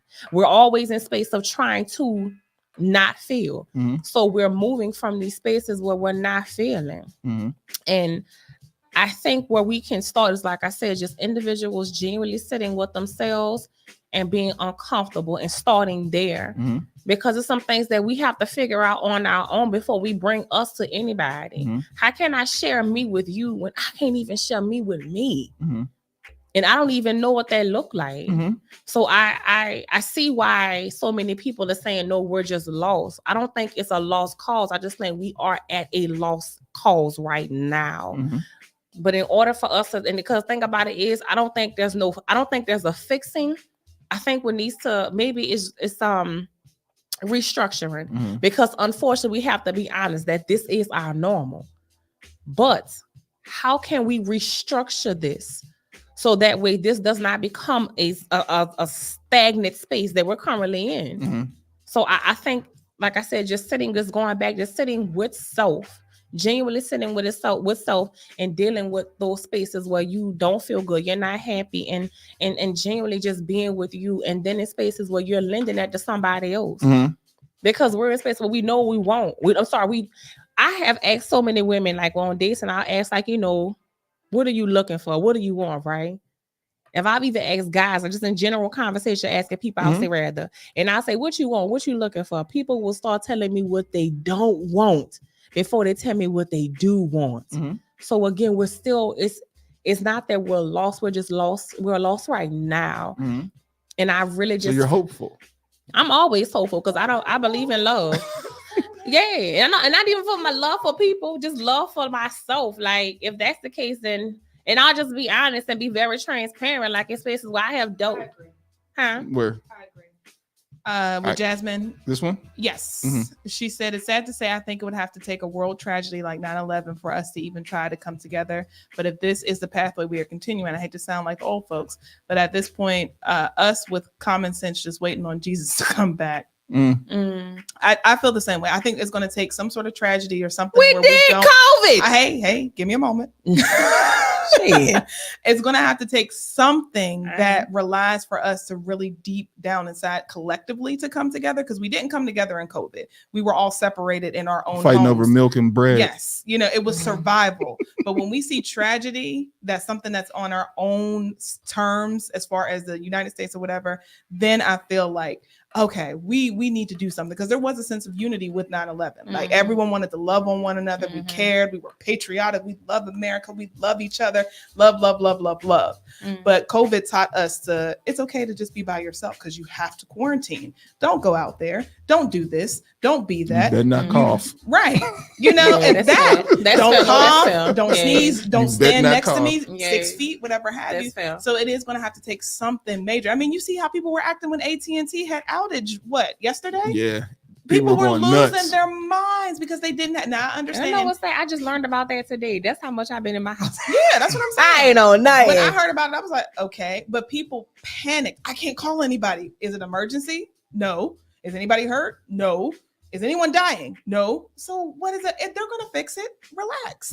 But I people don't, like you said, people don't know how to be uncomfortable. They need their phones. They need to be, wired to technology. They need because they don't know how to sit with themselves. And it's sad. It's sad. Also, it's 7:12 and we have a guest. I So know. we And you got officially- sex. Look, you got to say it, Kim. How you say it? Oh, we officially have to get into our sex unbanned segment. My friend is so fine. Play tennis. So are you. Hey, chill. Why are you the way you are? Oh no, we had this discussion off I air. forgot. Yeah, that's right. We learned. It's okay. We learned. You are My friend. The panic was real. We need help. We need. It Okay, was. we stopped. Yes. Yes. panic was People, real. my coworker called me. I can't call anybody. Okay, girl, well, don't call me. I know you calling me. Clearly trying to call somebody. I don't give a damn. Don't call. That's all That's how you I get didn't you a break. experience any. I didn't either. My phone was just fine. But I Get T-Mobile. I have. That's why I was like, I ain't know none of this I happened didn't to the experience day. none of it. No. Somebody told me today it was a strange day in the store talking about her phone. I was like, what are you talking about, ma'am? Because I couldn't. I was like, oh, you didn't hear about the outage? I'm like, no. It Where didn't were affect you? me. Home. No. I was in my house. I was working. I'm like, doodaloo, doodaloo, doodaloo, doo. That Listen. Andre 3000. Okay, so we have a guest. Yes. Should we play the intro first? You better. Oh, okay. Can we Who's go to that? break right fast? I gotta put my stuff because it's sex on man. I gotta get my stuff together. I was with the Sibs. Now it's me. Me. Oh, how long is that going to take? Ain't nobody say that when y'all was up here kicking. Yeah, it's gonna get worse. Yeah, it is. I agree. All right, so then we are going to switch gears. Sheena, hold on. She's backstage. Hey, girl, how you doing? Okay, lips is lipping. I know, right? Give us a moment. We are going to take a quick pause, and then we'll be back with Sex Unbanned. So keep it locked right here. So for all of you who had your questions that was hitting me up in my DMs, sex, things like that, she's here. Hey, y'all. She is here. So ask your questions now. All right. So we're going to take a quick break. Keep it locked. Don't go nowhere. It's TDS Radio, our voice, our culture. I'm looking at my computer. That's all. Bonito. Wait. Baby.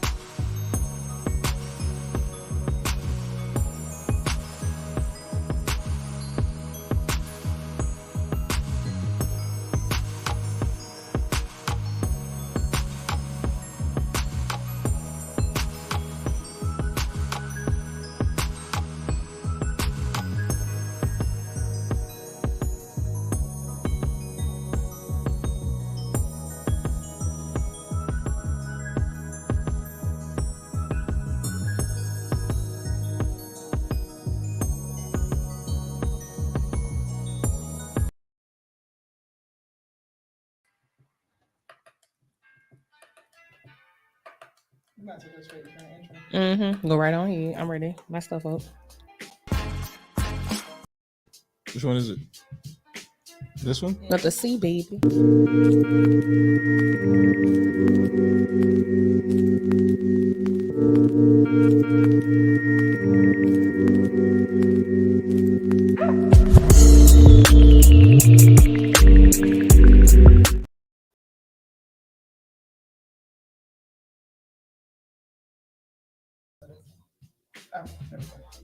Here we go.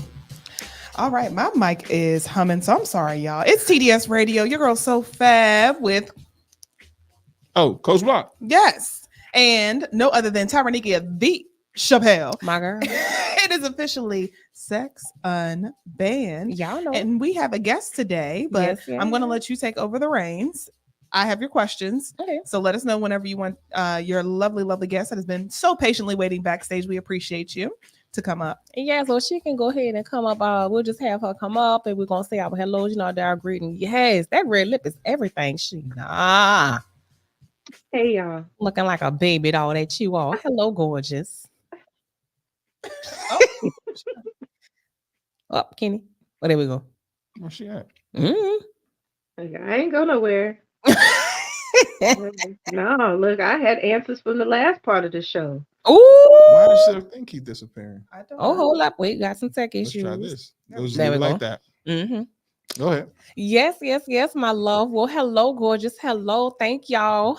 I am so excited for tonight's episode. It's so funny because it literally just kind of it was a good segue. The ending of the Sibs was a good segue into Sex Unbanned because of the topic that we have tonight. Tonight we are talking about dating burnout.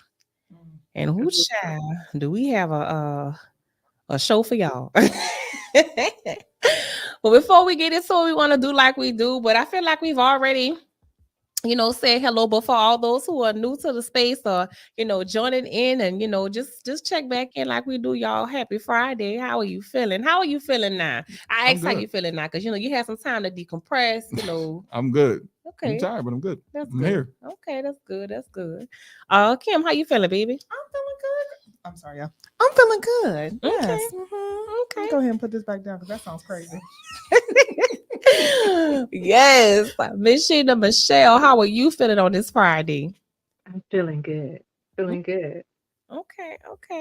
Me, I'm good. Like I said, today I had a good day. So today I described my day as a potluck day. It was just a day of different things, but it was all good stuff. It was just very random things that happened today, but it was all good stuff. I enjoyed my Friday. So we're gonna go ahead and go into it. I'm gonna start with our 2 questions like we do. Want me to go ahead and do it? Yes, my love. Okay, so the first question is from a female follower. It says, I am a lesbian who doesn't enjoy strap-on sex, and I find that many women do. Is lesbian sex considered sex without a strap-on? This was a very good question. And honestly, I'm finding there's so many women who enjoy and engage in female on female sex, well, vulva on vulva sex, sorry. This is something that's considered, that I talked about a lot. To answer the question just directly, yes. No. Lesbian sex does not only consider strap-on. Like sex, first of all, is very subjective. So sex is whatever you consider to be sex. Just talking about sex can be considered sex. Kissing can be considered sex. You have oral sex. You have anal sex. There's so many variations of sex, right? So strap-on sex is just another variation of sex. So like I said, to answer the question directly, yes, lesbian sex is considered sex without a strap-on sex, without a strap-on. Like it does not require a strap-on to be considered lesbian sex. And if you're in space with someone, or you just don't enjoy it, you don't have to have strap-on sex. You can always consider maybe engaging with people who maybe that's not their preference either, or in space where maybe navigating this with somebody who does enjoy it. Maybe talking about different ways where y'all can do it less, or maybe if it's just a hard no, it's a hard no. Don't bend on it. What you want is what you want. And if it doesn't bring you pleasure with your body, don't do it. You should not. You should never do anything with your body that you genuinely do not want to do. It is your body and you have to say so at all. At every time, every point, all costs is your body. You do what you want with it. So yeah. Y'all have anything to add today? Yeah. The What's that? definition, you're 100% correct. And for those who be like, what she's saying ain't right. No, the definition of actual sex is sexual activity. So don't fog up the window trying to figure, oh no, well, this, that. Sexual activity is considered sex. And be safe. Absolutely, always safe, and including safe is consent. So if you are not consenting in strap-on sex, then no, it is not sex, and it's not sex that you should be having, or someone should be having with you, rather. How about our guest? Do you feel the same? First of all, she covered everything. As soon as I thought of something, I was like, oh well, she said that already. But yeah, no, I wholeheartedly agree. It's very subjective, and it's also very fluid. So there doesn't have to be a hard line in any one act. So meshing acts, mixing acts creates that person's definition. So it's, in a sense, it's the same thing, but yeah. I agree. All right. Oh, Jesus. So question number 2, this is from a female follower as well. I have a few toys that I haven't used in a while. Should I throw them away? When should you throw them away? Ooh, when I tell y'all, I sat and read that question and was like, yay. And the reason why is because we are a society of consumers, right? And there are so many people, like those who enjoy makeup like myself, or nails like myself. Yes, my nail tech on the other end. We get in space where we will take and have a whole bunch of product. What they call it, product junkies. So the same thing when it comes to toys, like you can have so many and you're not even using them. So it's like, why am I holding on to these things that are no longer bringing me pleasure? Not in space with me. You may go back to a toy that you once liked, because sometimes you go through things like, oh, I don't like you right now, but I'm feeling this one. So you have those, and sometimes you got your old faithful. Like, you know what? I know you gonna get me there. However, for those that's not always in, that's not your old faithfuls or whatever. But to answer the question, should you throw the toys away? If you're not using them, they serve no purpose. Why are you holding on to them? Throw them away. Make room for something new if you decide to, but don't hold on to the toys that they're just not, unless you do it just maybe got sentimental reasons. Whatever you feel is best. I just say throw them away because I'm wanting to get rid of stuff. If it don't please me, yay. Can we talk about this closet? Whoa. Don't you tell a lie on our show. Shut up. Clothes is different. Clothes and shoes is different. They don't count. Clothes and shoes don't count. She said toys. She ain't said clothes and shoes, Kim. I want to throw away lies. Shut up. Don't be worried about what's in my closet. That's why I don't be telling her nothing, because she fucking knows it. Anyway, like I was saying, I was interrupted like her damn brother. I know he didn't do nothing. Shut up, you the lying fire. Shut up. Anyway, my black ass business. like I was saying, I'm wanting to throw toys away because I'm just not gonna hold it. If it's not bringing me pleasure, I'm not gonna keep it. If it don't make me feel good, it gotta go. It just gotta go. That's just how I roll. But anyway, as far as like when should you throw toys away, that is a very good question, and I love this question. You should throw toys away when they are no longer charging. You should throw toys away when they are not working properly. If the motor itself is making noise, or you see something is out of place, or if it's a toy that moves around, if you're feeling like the joints is not they're not connected, if something is just not right, get rid of the toy. You shouldn't be using it. You should throw the toy away if there is damage to the actual material. Because what's happening is you can't properly clean that toy because it's holding on to other things. So if there's damage to the material, throw the toy away. Depending on the type of material, you shouldn't have it for too long. For those who enjoy like the jelly material toys, those I never recommend holding on to those for too long. And I say that because those are very porous material. The material is very porous. So even those that are like the cyber skin toys, those are even they feel amazing. I will not lie. They feel amazing. However, they are very porous.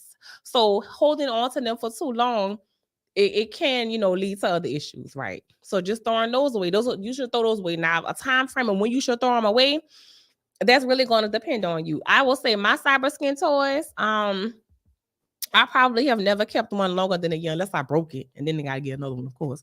But like for the most part, I've never kept it past a year. It's time for another one for me. But that's just what I feel to be safe for me. Those toys that have like the aluminum coating. Once you see cracking in those toys, throw them away. Those are no longer safe. What else? Glass. If there's ever a case where you have a chip in your toy, you should not be using it. It's not safe. Throw those toys away. Same thing with your steel toys and wood toys and gems, all of those things. So again, if there's damage to the material, get rid of the toy. If it's not charging, get rid of the toy. If there's damage to the actual joints of those toys that move, get rid of those toys. If it sounds funny, shaking funny, let it go. Just get you a new toy. So yeah. What about you guys? Am I missing anything? Anything to add to that?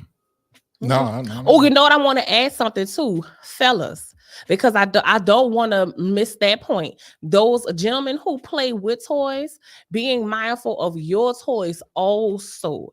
Because those toys are because there's that soft material, they're also very porous. So being mindful not to hold on to those toys too long either. And making sure when you're cleaning them, you're storing them properly.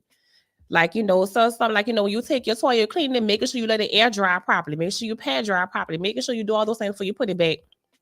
So like I said, yeah, gentlemen, y'all too, I want to add y'all that too. Again, with the porous material, don't keep it too long. What? I got jokes and it's serious, so we're being serious right now. What's the joke? They ain't doing that. I mean, I just wanted to make sure I covered. Sock drawer just like everything else. I just wanted to cover all bases. Crusted. Ooh. Crusted and shit. I ain't cleaning that shit. Why are you so nasty? Why is he the way? Did anybody watch Mike Epps special? What was one of the jokes he had? Ew. Man, y'all need to wipe y'all ass better. Ew, that's nasty. Just saying. Y'all, we've discussed this on this show about just hygiene. Ew. So you think they're gonna climax and be like, you know what? Let me clean this. Well, whenever you clean it, just make sure you do it right and put it away. That's all I'm saying. Dang. It's in the sock drawer stuck to a bad sock.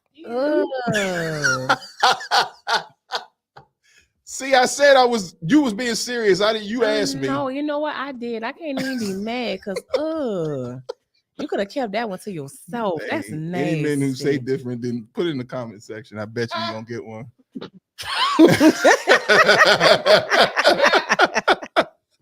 You ain't right. Low down. I'm just saying. Low down. What do you have anything to answer that? Because we need a good segue now. Nah, I'm just sipping my juice because I'm like, mine don't last a year to get rid of them. So I was like, I should just not say anything. Just sip on my empty glass of whatever this is I just poured. It don't have no alcohol in it. So keep it right on moving. Yes. Well, friend, whenever you do keep one alone, just hold on nice to it, I get it, girl. Look, sometimes it be like that. Anyway, so go ahead. Yes, we're gonna give. I appreciate the questions. I hope we were able to answer. I hope I was able to answer them in a way that you feel like it was clear. And if not, please send me a message. Let me know if I'm missing something or you have anything else. Those who have questions, please stop sending a Kim. I be wanting to know this stuff. I tell you this all the time. What's up? Talk to me. I promise you, I'm very sweet.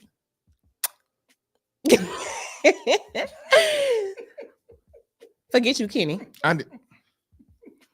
Get on my nerves. Anyway, so we're gonna give shut up. We're gonna give give Sheena a chance to take and introduce herself, because this woman is amazing. She's doing great work in her community and soon everybody else's community. I'm claiming that.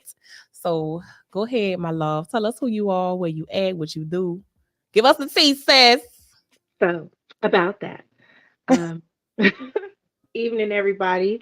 My name is Sheena Michelle, West Coast cutie, born and bred, Northern California. I am currently a lupus advocate. I'm very adamant about lupus awareness, and I love connecting with Kia in this space, sexual awareness, sexual health, sexual education, because one of the things a lot of people don't discuss with chronic illness is our quality of living, not just meds or if your organs aren't failing.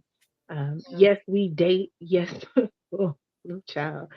Yes, we date. We date. We enjoy sex. We chronic illness is not something that stops any one person from wanting those things in life. And unfortunately, in communities at large, whether social circles, personal circles, or medical circles, it's not something that's discussed. So, any opportunity I have to engage in conversations about sexual health, dating, when you throw away your toys, um, I'm definitely here for it. So, thank you guys for having me. Yes, yes. I appreciate you coming on, sharing your love, sharing your voice, your energy, your experiences. You are amazing. And let's go ahead and get into it, y'all. So, like I said, tonight we are talking about dating burnout. Whoo, y'all. I will say I came up with this topic because I came up with this topic after getting lots of messages from followers having certain questions about dating and engaging in dating or being just tired. Also myself experiencing some level of dating burnout too, just being transparent. And then also talking to my friends and hearing them, and then their friends hearing them. It's like, dang, to Kenny's point, what is going on? And me and him ain't even talk about this, like, for real. So this night is very fitting. And I'm also constantly in space where I'm just anywhere, and the conversation goes to dating and being tired and not doing all these things. So it was a combination of many things to lead to this topic, and I'm so excited to talk about it. I want everybody to engage, and I'm glad Kenny said, because I would like the male perspective in some of this too. So, let's talk about dating apps. Let's start there, right? I know, friend. I know. And how much time do we have? What the fuck? When I tell y'all these dating apps, and I will say for me, it was very interesting. I'm a woman who from age 19 to 31, I had been in 2 long-term relationships. So I didn't date. I was in relationships. So at 31, I became a single person, and I was like, oh my God, I'm going to do this and that, and it's gonna be like that. Remember, Ken, I would tell you all the stuff I wanted, and I was like, I'm gonna get it because this is that, and everybody this, and I'm sitting around like, I can't stand him. I was late. And Kenny like, I mean, you, and I'm like, you don't know nothing. And lo and behold, you know what, friend? I appreciate you trying. He showed your ass, didn't he? Didn't he? He said, watch this. He just said, don't believe me, just watch. Just saying. When I tell you the lesson I learned, and I literally just started dating in July, and I am tired. I decided to take a break.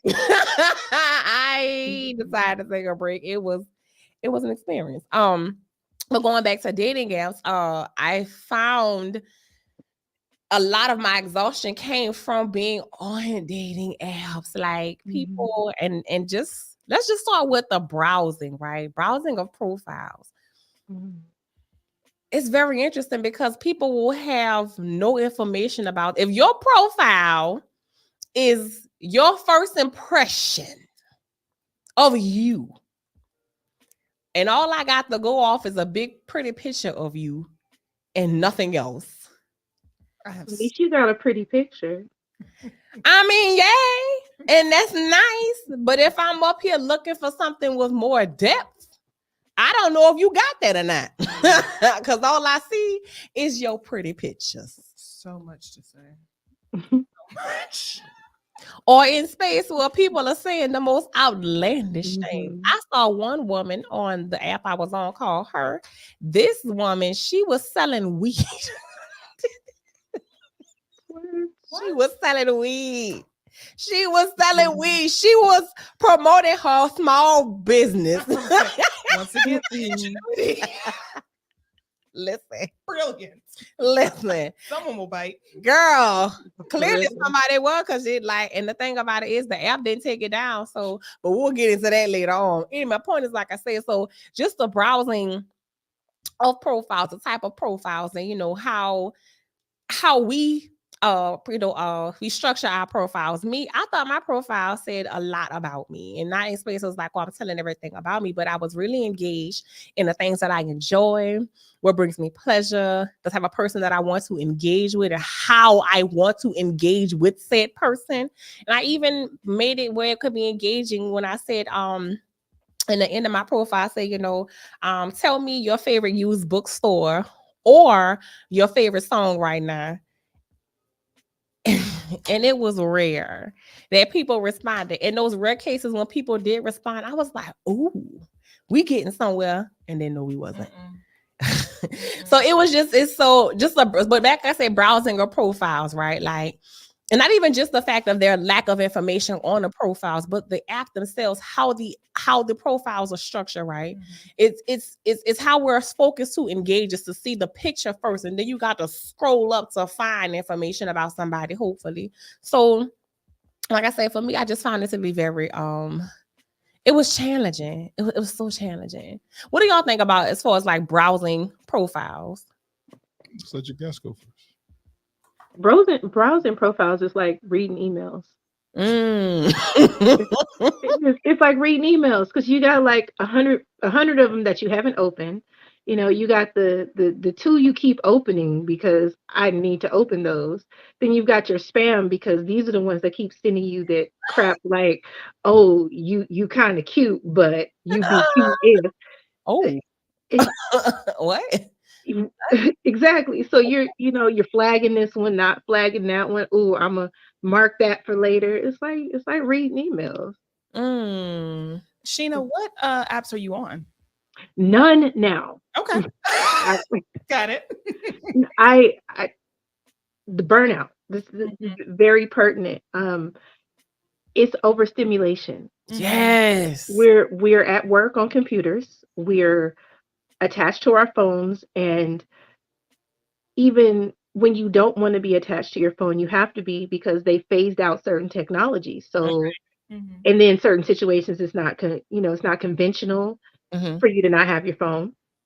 And so from the time we open our eyes, in most cases, to the time we doze off on part 52 of Who the Fuck Did I Marry? Girl, don't get me started on that shit. We talked about that yesterday. I'm only on part 36, so Stop watching. I know it goes down from there, but it's overstimulation, and I just got tired of it.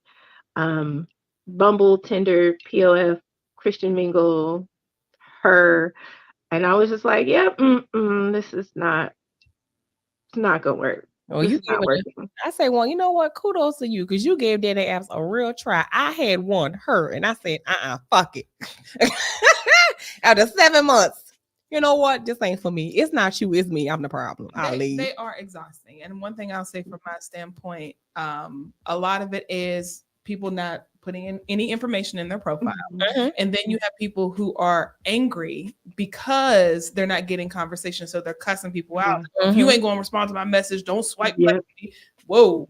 Okay. This is hot. You have people who put pictures of other people on their profile, which I think is such a violation of someone's privacy, because who's to say that I want to be on your profile? Right. So you have to deal with that. Then you got people who are like, oh, let me showcase my kids and display that my kids are my world. You're on a dating website. I don't give a damn about your kids. I want to know about you, So when you have to weed through all of that, and then you are constantly being advertised to spend money, And then it's the pressure of I have to spend a certain amount to get my profile to a certain point or to get qualified. I'm about to say qualified leads. I need to step out of work. Qualified matches.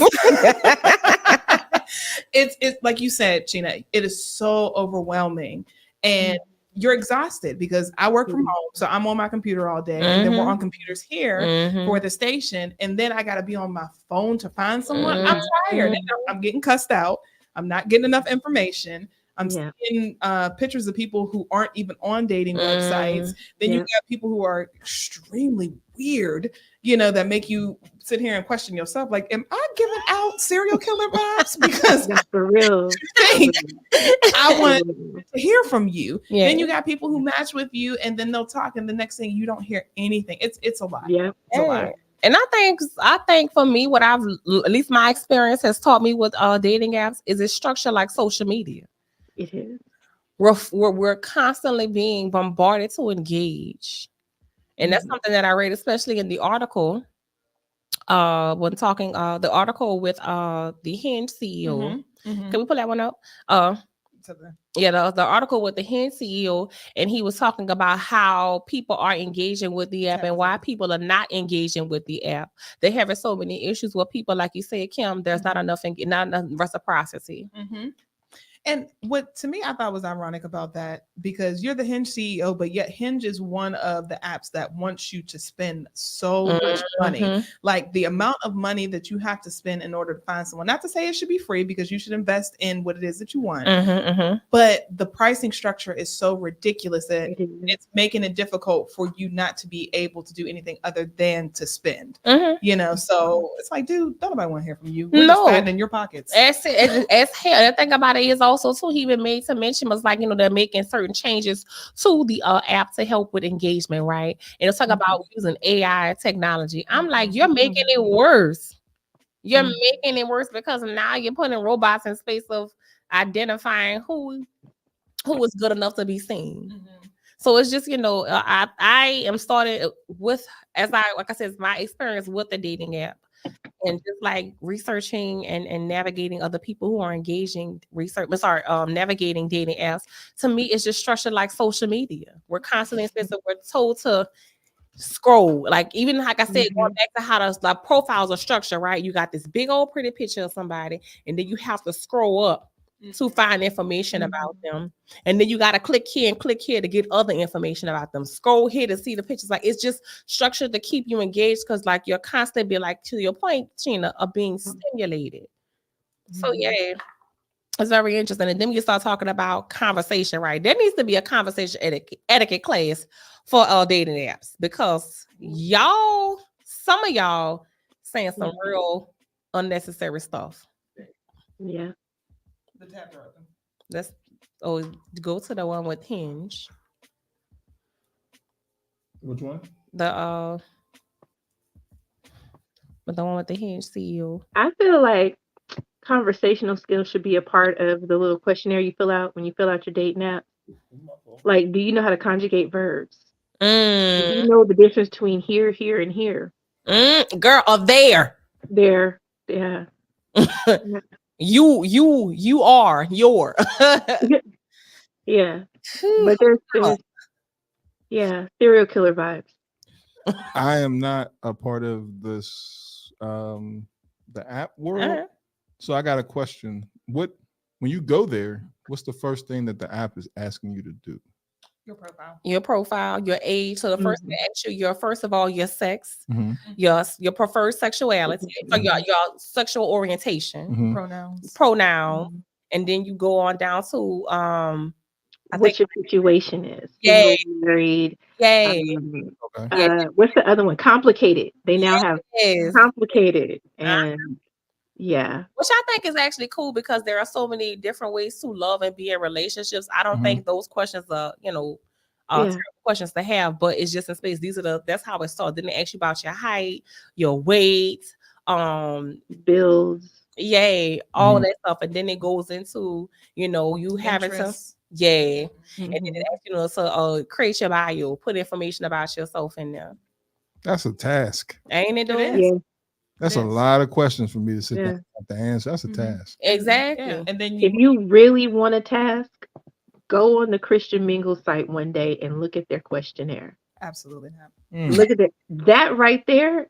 Mhm. If you look, let me tell you, I was a lot more optimistic when I filled out that questionnaire. I was also a lot more willing, and now I'm like, nope. Mhm. I just need some DoorDash and some Netflix. Yes. Right. Nope. Yeah, it's a lot. I'm trying to tell you, brothers, this is what I mean. The odds of you meeting a person, you having the ability to communicate outside, is going to automatically put you in front of the people that are on these apps. Go outside. Go outside. And I agree with you. And that's my thing. I Mhm. realized that's another reason why I deactivated my account and deleted the dating app is because I realized I am a person, I thrive. I'm an extroverted person. So I thrive in spaces around people. It's nothing for me to talk to somebody. But and because I'm also very intentional when I'm in space with people, sitting on this app requires so much brain power for me because I'm wanting to make sure that I'm being perceived in the way that I want to be perceived. And I want to make sure that I'm understanding in the way that I feel like it's going to be the best in this space as well. I'm trying not to be dismissive of certain stuff, but it is challenging because to Kim's point, I have 3 devices, my phone, my computer, my iPad, and I am literally on all 3 all day. So for you to sit and tell me now I'm on this app, it's just like, ugh. One more thing. It's one more thing added. And then it also requires a lot of attention, especially if you're a person like myself who's very intentional. It takes you a lot to do something. It takes you a lot to engage with somebody, and even creating your bio, because now you're thinking about yourself and how you want to be perceived. Because like I said, your profile is your first impression to somebody. So outside of a big, pretty picture, what else am I? Right. What do I have to offer? What do I have to offer? What do I want to offer? So let me ask you this. Do y'all think, and please answer this question, do you think that's the reason why this question of what does a person have to offer is so prevalent? Because really these apps don't give much of that. You know what I'm saying? Like there's still a piece that we have to communicate. I got to learn about you. And so is that maybe why this question is so prevalent? I don't know. I hate the question. Like, what do you bring to the table? I hate that shit. But I think I think it's the way that it's being asked. That's what I don't know if you noticed, but I reframed what I said. Not what can I bring to the table, but what do I want to bring to the table, right? Because I mean, you know, you can bring whatever, but it's what parts of me. When I say bring to the table, I mean, what parts of me do I want to share? How do I want to share myself with you? How do I want you to share you with me? Like I was telling you earlier, when I engage with somebody, I have intentions for you.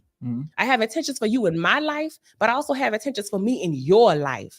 So when like I said, I'm a very intentional person. So when I'm engaging in this space online, on a dating app, it's challenging to do that because to me, it does not compute. Like I am genuinely in space where I'm around people. I enjoy people. So here in this space, I don't know how to navigate it all the time. And like I said, I got rid of it because I just couldn't. I was like, I realized I'm just not a dating app person. I can't do it. I can't. And the women that I have engaged with, don't get me wrong, I have met 3 women off of the dating app, and I will say I enjoyed the time that we spent together. You just way better than me. I was about to say, so what is your success rate? Like, so what's the success rate of just not even, once again, because I believe people should date as much as they can, as many people as they can. But what is the success of actually having a successful date? Okay, so I was engaged to someone that I met off of a dating app. Okay. It's possible. And the question you posed just a second ago about what do you bring to the table? I believe, first of all, I hate that question in any form. I despise it. For a few reasons. And I believe dating apps are a breeding ground for ramen noodle romance. So you got this, and you microwave it. You boil your noodles, you microwave those noodles, those ramens. Right. You microwave it and it's ready to go. Ready to go. And the way that people have devalued research, they have devalued vetting people, they have devalued getting to know people in a genuine fashion. Like when I'm engaged, when a guy talks to me, I can almost predict what question he's going to ask me next. Ouch. It's do you have kids? Oh, you don't have kids? Why don't you have kids? You don't like kids? Oh, but what's wrong with you? What do you do? Like, what do you do for a living? And what are your hobbies? And I'm like, bruh, could you ask me how my day went first? Like, we're in here with 50 Cent and the 21 questions. And Girl. yeah. Love me now. No, I can't love you now. But it's this barrage of group interview questions. You know, it's the stuff you get asked when you go to McDonald's for an interview and there's like 20 of you, but only 5 of you really want the job. Woo. And it's just this list, and we become so automated. There you go. That's the word I'm looking for. We become so automated with how we interact with each other that people don't say, like, what was the last book you read? Thank you. You know, like, You I enjoy asked a reading guy, I literally told a guy, I said, you seem like you're more intelligent than that. Ask me something you don't normally ask a woman. And Yes. he sat there with no response for like 3 whole minutes. And I was like, Because people don't know how to have conversations. Read profiles. And Yes. they don't know how to ask questions that fit into your interests. Mhm. So I read profiles, and if you don't put anything, I just go right past Hello. you. Yeah, because you're telling me that you don't care enough to try to write something about yourself. Right. But Right. I will ask questions about their interests, or even just ask them something simple like, "What was the best part of your day today?" Yes. Yep. Like, what makes you Yes. smile? Oh my God, I feel so normal. Because it's you want to go outside of those normal questions. What do you do? Right. You know, Yeah. what do you like to do? You know, and it's like, okay, first of all, I'm so tired of being asked what is it that I like to do, and then you don't try to frame a date around it. Yes. So Yes. what What was the point of asking? Because it was nice things. Yeah. Nice But things. that's what I'm talking about with automated. Automated, yes. There's this list of questions. Let me check this. Let me check that. Let me check this. I'm really checking her ass, but you know, I'm gonna check these other boxes just because I'm. And that's the other thing you have to watch for is being over sexualized. Like that's one reason why I have a hard time with putting full body pictures on my profile. Yes. Every time I do, I get a question about my butt, Yep. about my breasts, Yep. my hips, or something like that. So Yep. guys will literally ask, like, "Oh, why don't you have any full body?" Because I'm Yep. of that being the conversation. Yep. You know, immediately going to that. Like, can we just? You first of all, you don't even know if I got something.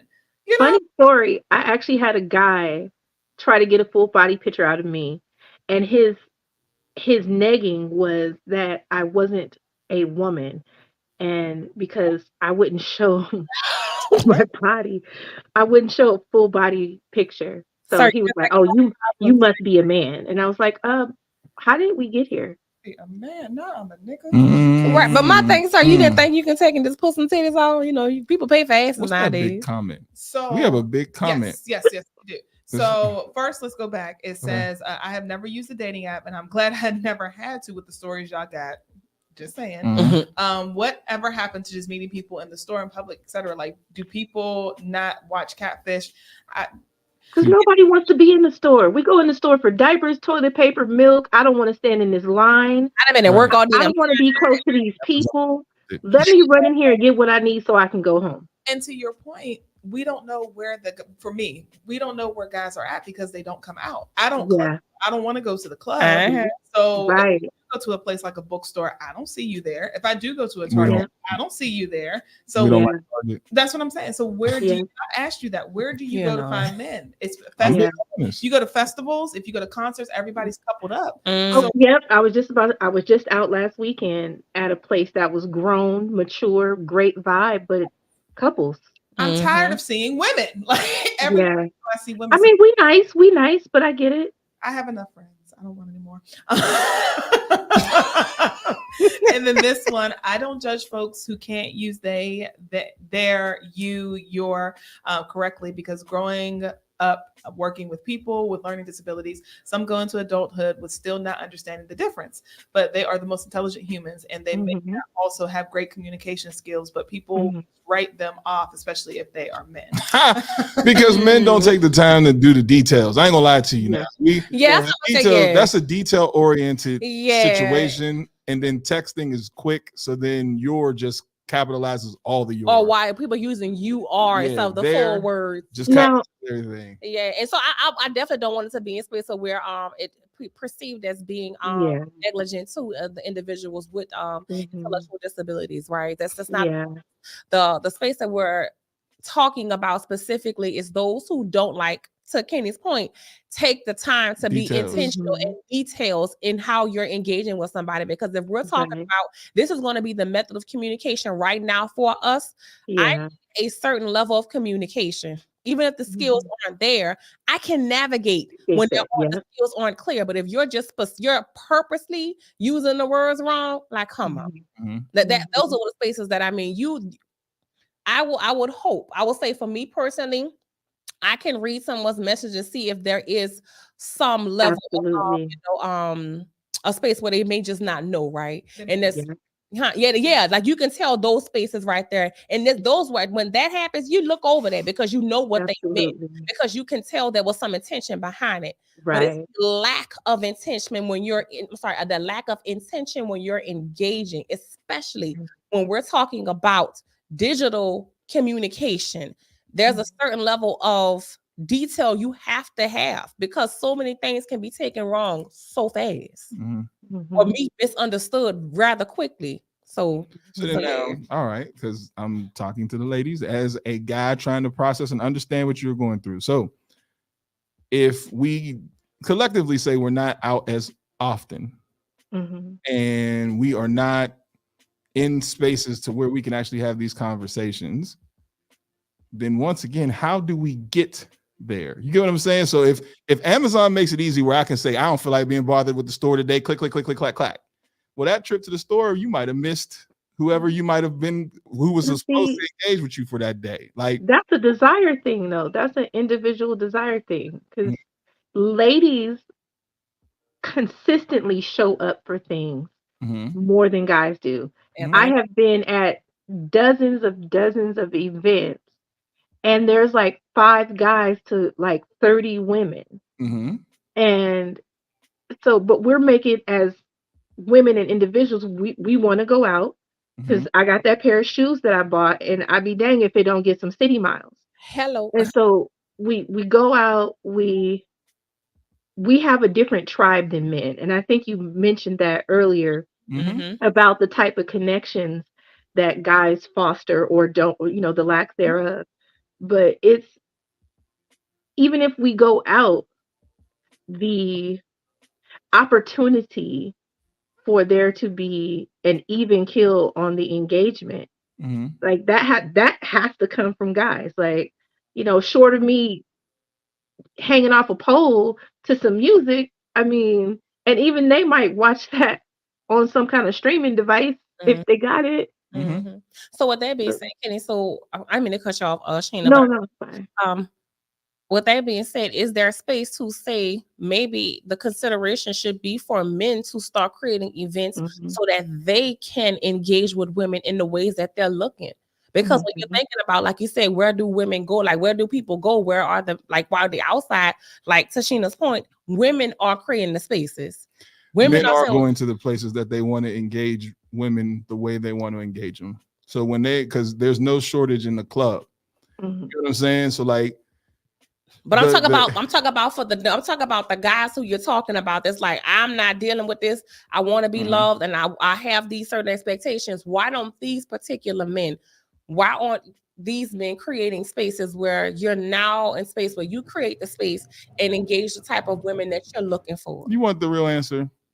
Many men are still afraid of the rejection piece. It's easier for me to deal with somebody digitally because I don't have to sit in rejection.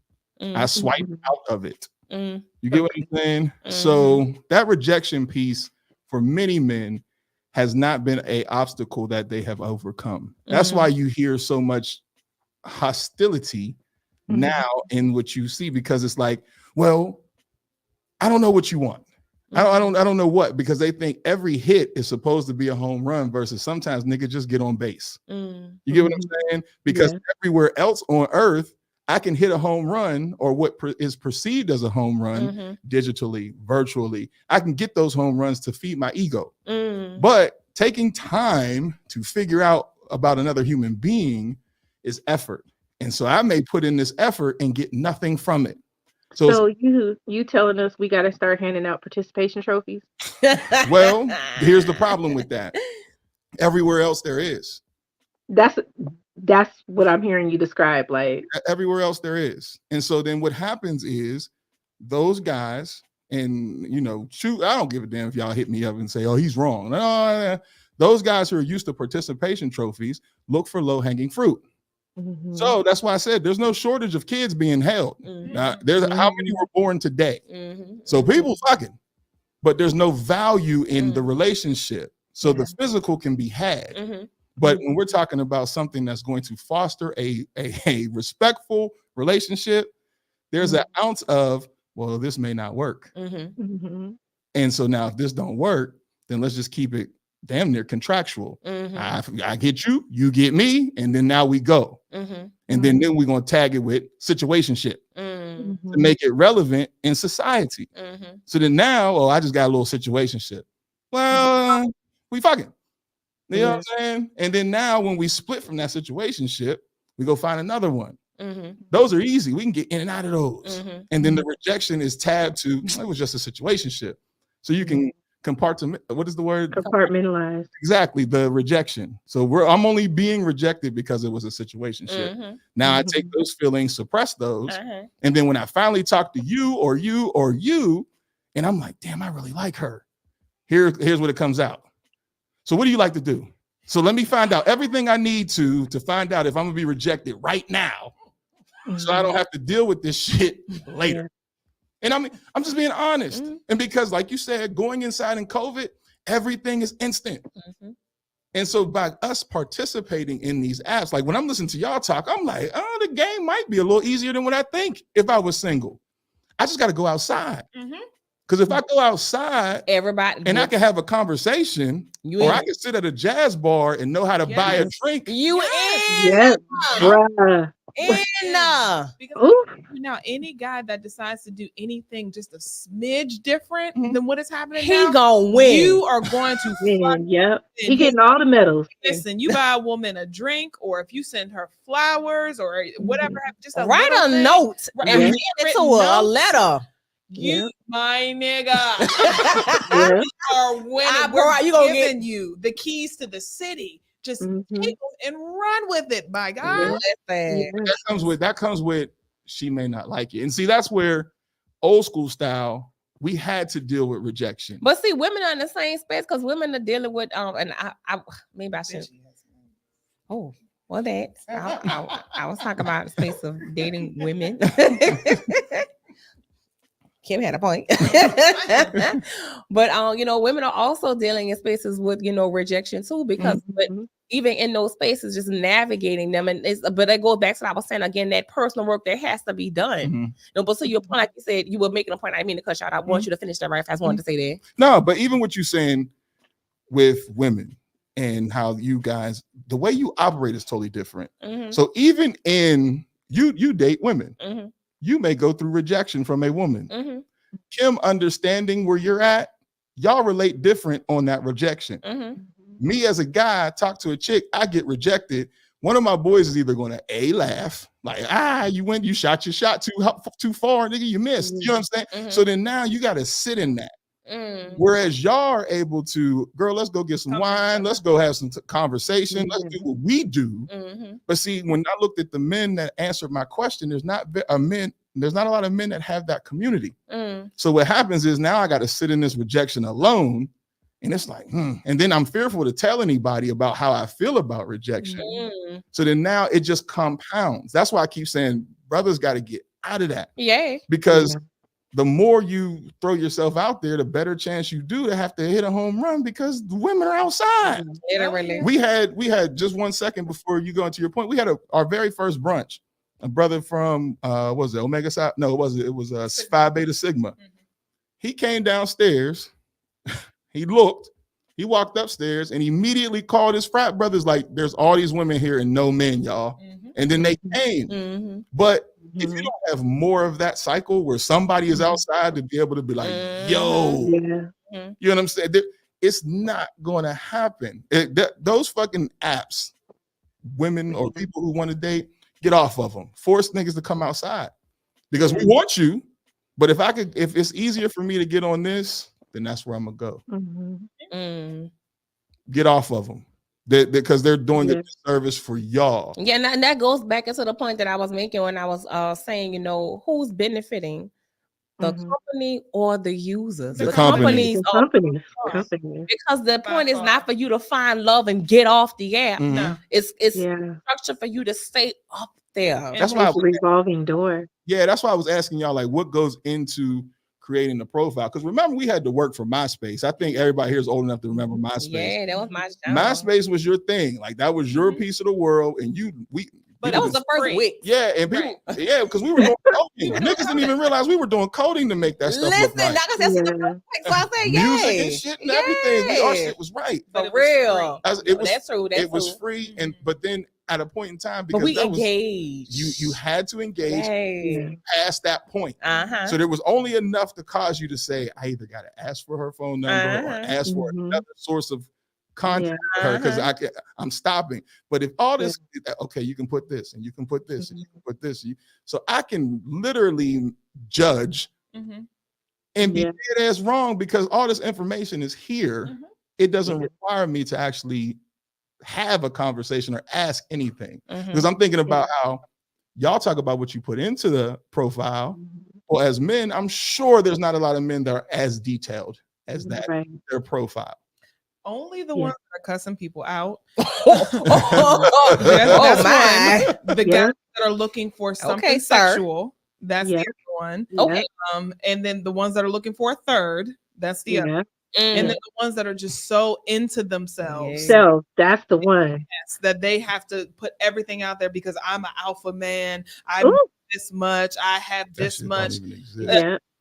But on apps, they do. That's what I'm saying. Yes, they do. Them weirdos with that alpha shit. There was one guy that said, you have exactly 8 hours to respond back to me or I'm going to remove you. I said 8 hours. Well, he told that to you? No. That was his profile. Yeah. He told the women, he was like, I know you get 24 hours, but you have exactly 8 to respond back to me. People work. But you know why? Wait a minute. I'll tell you why he said that. Because somebody fulfilled that. Yep. Somebody gave him the yes on that. And that's why I'm like, and I know it's a people thing. It's not necessarily a male, female thing. It's a people thing. But in certain areas, stuff like that, if he was to be ignored consistently from that, he get rid of it. He'd change it. Somebody like a desperate goober was like, what do you think about me? Yeah. First of all, sir, you're not even cute enough for these types of demands. Right? And humble. You can't be ugly and aggressive. Hello, my God. That gives bamboo, or what is it? The gorilla, the big gorilla joint, that big black one. That's when you give off that type of energy. Because here's the thing: people have choices, and so what I'm seeing from these apps and what you're telling me, I would love to create a profile just to see what it like the process, so I have a better understanding. You are literally almost removing people's choices. Yes. And you are for them now. That's ridiculous. I'm telling you, it's doing a number on people's self-esteem. Yes, it is. Pockets. Because if you feel like you are not getting certain people, it makes you feel a certain type of way. And then you have to sit here and say, well, now I have to spend close to $200 a month to get qualified people to look at my profile or to view people who like me. It is really. And then you have the site. So I'm gonna be real transparent because I've had some very assorted extracurricular hobbies in my life. So I was on, sugardaddy.com, and you have profiles that you have to submit your proof of your income and statements to get verified, so you get a certain status on the website. So the people that are looking for you know that you actually can run that back. Okay, I think that's but So yeah, to the point of the website, yes, I- but in the space that we're discussing, like what the hoops that you have to go through Mhm. to be on these sites. Mm. So with the monthly memberships, and then there's monthly memberships inside of in-app purchases. So I think when I tried her, and I didn't even get a membership with her, but you could boost yourself for so much money for like, I can't remember if it was like an hour, but it was something that wasn't worth your money, and it really wasn't. But it exists because somebody's doing it. I kept the free space, and I found myself in space where it was interesting because like when you just do the free version, you can only see people who engage with you, and then they only allow you to see like a certain amount of people a day.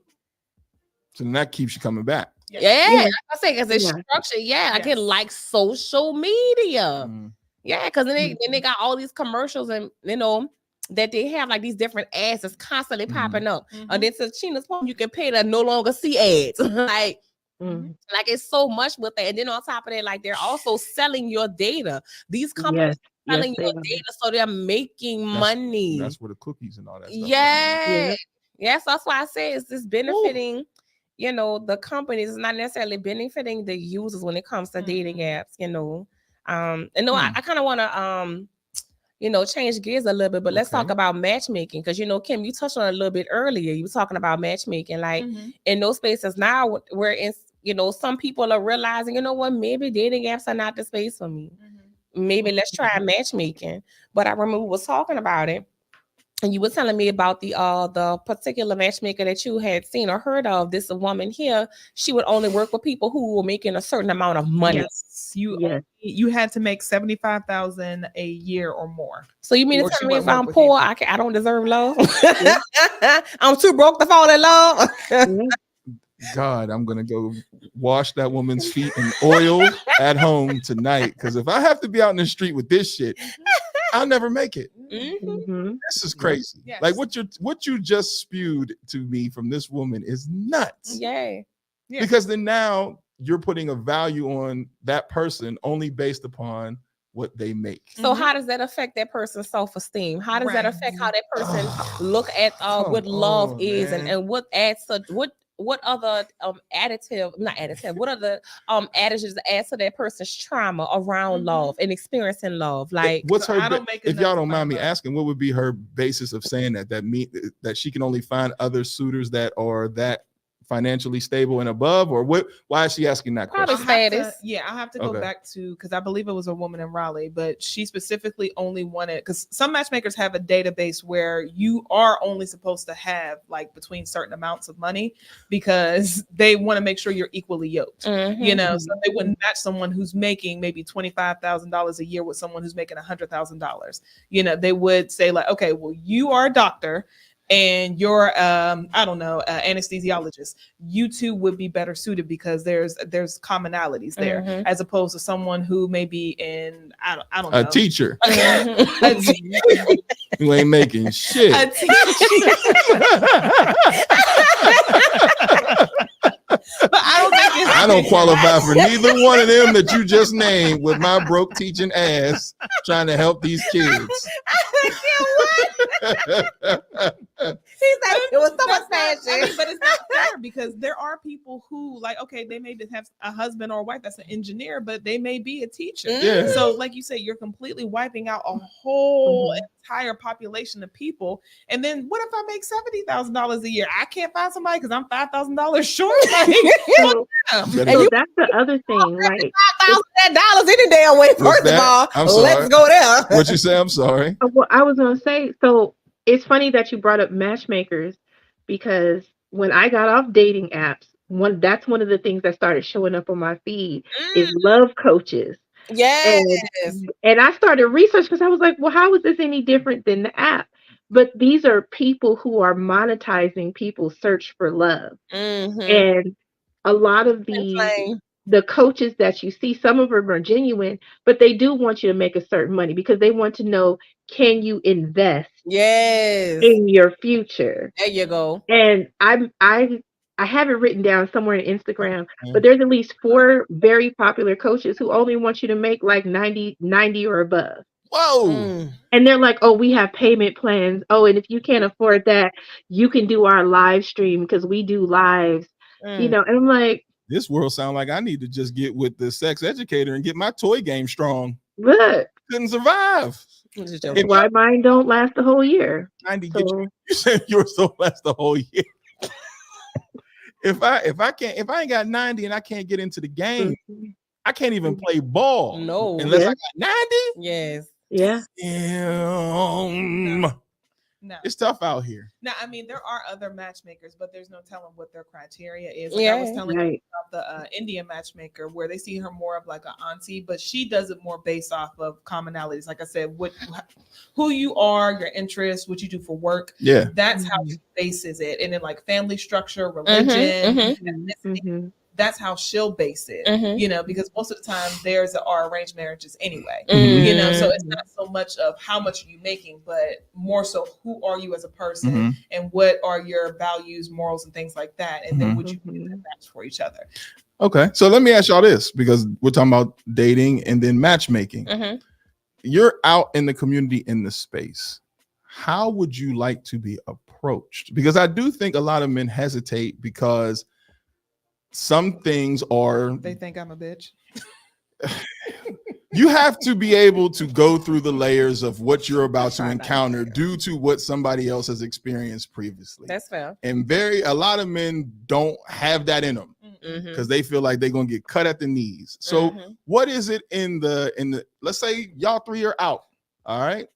What does it look like for each one of y'all because it's going to be different for someone to approach you and you be accepting to conversation and moving like, interest? Mhm. What would that look? We'll start with our guest.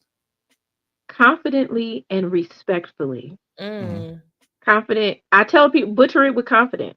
Mm. Like, butcher it. If you're going to walk up to me, because I get, I walk around with my fro, and like guys have literally said, oh, like, you seem like you don't need a man. I still don't know what that means, but whatever. But to me, if you're confident, you don't care. Like if you confident, look, I'm the dude for her. Like, just how you doing? Not a. So yo, just hi, how you doing? Confidently. Come here, pretty fro. Let me holler at you right quick. I mean, but check this though. I could respect that. If we are having fun, like I'm in Northern Cali, it's Oakland, we got San Francisco, we got Berkeley, we could be at a music festival. You know what I'm saying? Read the room. Yeah. Yeah. Read the room. If we're at a jazz club, how you doing? Excuse me, how you doing? Oh, I see you, sis. I see you. I'ma smile at you. That's your cue, bro. That's all you. Okay. Say hi. Say hello. Okay. And work from there. Heck, is she cute? There's all of that. down here fast. Work from there. Yeah. You just don't know how to work from there. They don't. They don't know how. At all. And they don't know how to step over. Like, damn.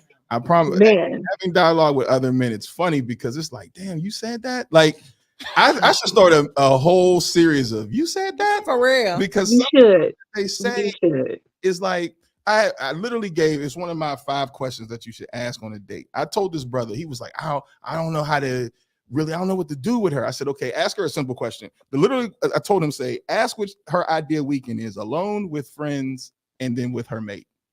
I said, nigga, do you know how much intel you can get with one question? So then you know what she likes to do alone. So then whenever she's alone, you can provide that. When she's with her friends, maybe you can slide her a little something on her friend date. And then now you know what to do when it's y'all 2. That's 3 in 1. Yeah. Yeah. That's 3 in 1. Let me give you a round of applause because the one thing that our dad taught me was literally, and he never told my mom that he told, you want to stay in a woman's frontal lobe and you want to create memories. So even when she's with the next man, she's thinking, I wonder what that nigga's doing. Literally, that's what he told me. That's good advice, though. You want to always, even when she's with somebody else, she's thinking, I wonder what he's doing. And you know what Yep. gets me? Because Sheena, kind of like what you said, I'm a sucker for a good smile and a Mhm. genuine compliment. If you come over Yeah. to me, you're smiling, it's a genuine compliment, like not something dirty, like, hey, you got a big how? Ooh. But if it's saying something like, you know what, I noticed your smile, or you know, you got Mhm. really Yeah. pretty skin, or I love how that hair looks on you, something Yep. like that. Yep. That's in. Or if you make me laugh, Yes. Listen. if Yes. you laugh, I am sold. Which it ain't that hard to do, niggas. Nope. She laughs. But you know what? I have had guys tell me in public, y'all. If a man has said to me, "Oh, you got some pretty lips. Do you suck?" What? In public, I promise you. I was so in shock that I couldn't figure out what to do. I just had to walk away. Excuse me. And I was like, "That's how you fumbled a bag?" I'm so sorry you experienced something like But that. you know What what? in Yeah, the I'm world? sorry. I hate that. I'm sorry too. That's them sexy red Suki chicks. That's the ones. And I'm trying to Look, tell ain't nothing y'all. wrong with that. They I'm serve trying their to tell space where you they at. Leave them women alone. that you're right. They do serve their space, but then that's why you see them gravitate to certain men, and people are always scratching their chin, like, now how in the hell? Because guess what? She just put it out there. My booty hole brown, my pussy's pink, and it's like, you know what? I want to see that. Well, shoot. While everybody else got their pants on, and you're like, no, don't talk about my ass. Well, she just said her booty was brown, and I want to see all that brown booty. This is what you're fighting. This is what you're fighting. What's wrong with you? Because it's he being honest. I swear. It hurt, but he being honest. You sitting here telling me don't talk about your ass, and she's telling me what it looks like. Okay. Well, then I want to see that. Then that Because I means- wanted to see yours, and you told me don't Right, talk but about in it. that case, then guess what? Then you're not the guy for me, and you're for her, and that's cool. Yeah. But here comes the cycle. Mhm. All right, so the next dude. Oh, word, the booty hole Browns is over here. Is that easy? It's that easy, my nigga. Now you got passport bros. You see what I'm saying? Like, so that's what you're fighting against. And I'm not saying that anybody should lessen their expectations for themselves. But when I start looking at the bras, I'm like, damn, they just want the easy way out. And then you impregnate these women and then get mad and then want to come back over to the woman. So now that you said, told me "Don't what talk about size my jeans ass." were those, ma'am? Then you want to come back over here. Ma'am, I like those jeans. I like the way they fit. Meanwhile, you was dating Sean. Sean. Now I pay child support, and I'm in. Wait a minute, I like that sweater on you with the scarf up to your neck. 3/4 the cloth in the streets. And now you want to come back over Trying to here. tell you. Sir, don't get the hell out of my face. That's what you like. Because as I hear y'all talk, and you know, it's rare when men and women can engage like this, and maybe we should do this on a larger platform. Yeah. The issue, what I see from brothers, I got to be honest, what I see from brothers is they want that later, but don't know how to handle the conversation. You get what I'm saying? So I'll say hi, and then now it's that uncomfortable cheek hurting smile, like, oh, so I didn't expect that response. I don't know where to go from here. Yeah. And then now, you know, it's like, well, you lead it.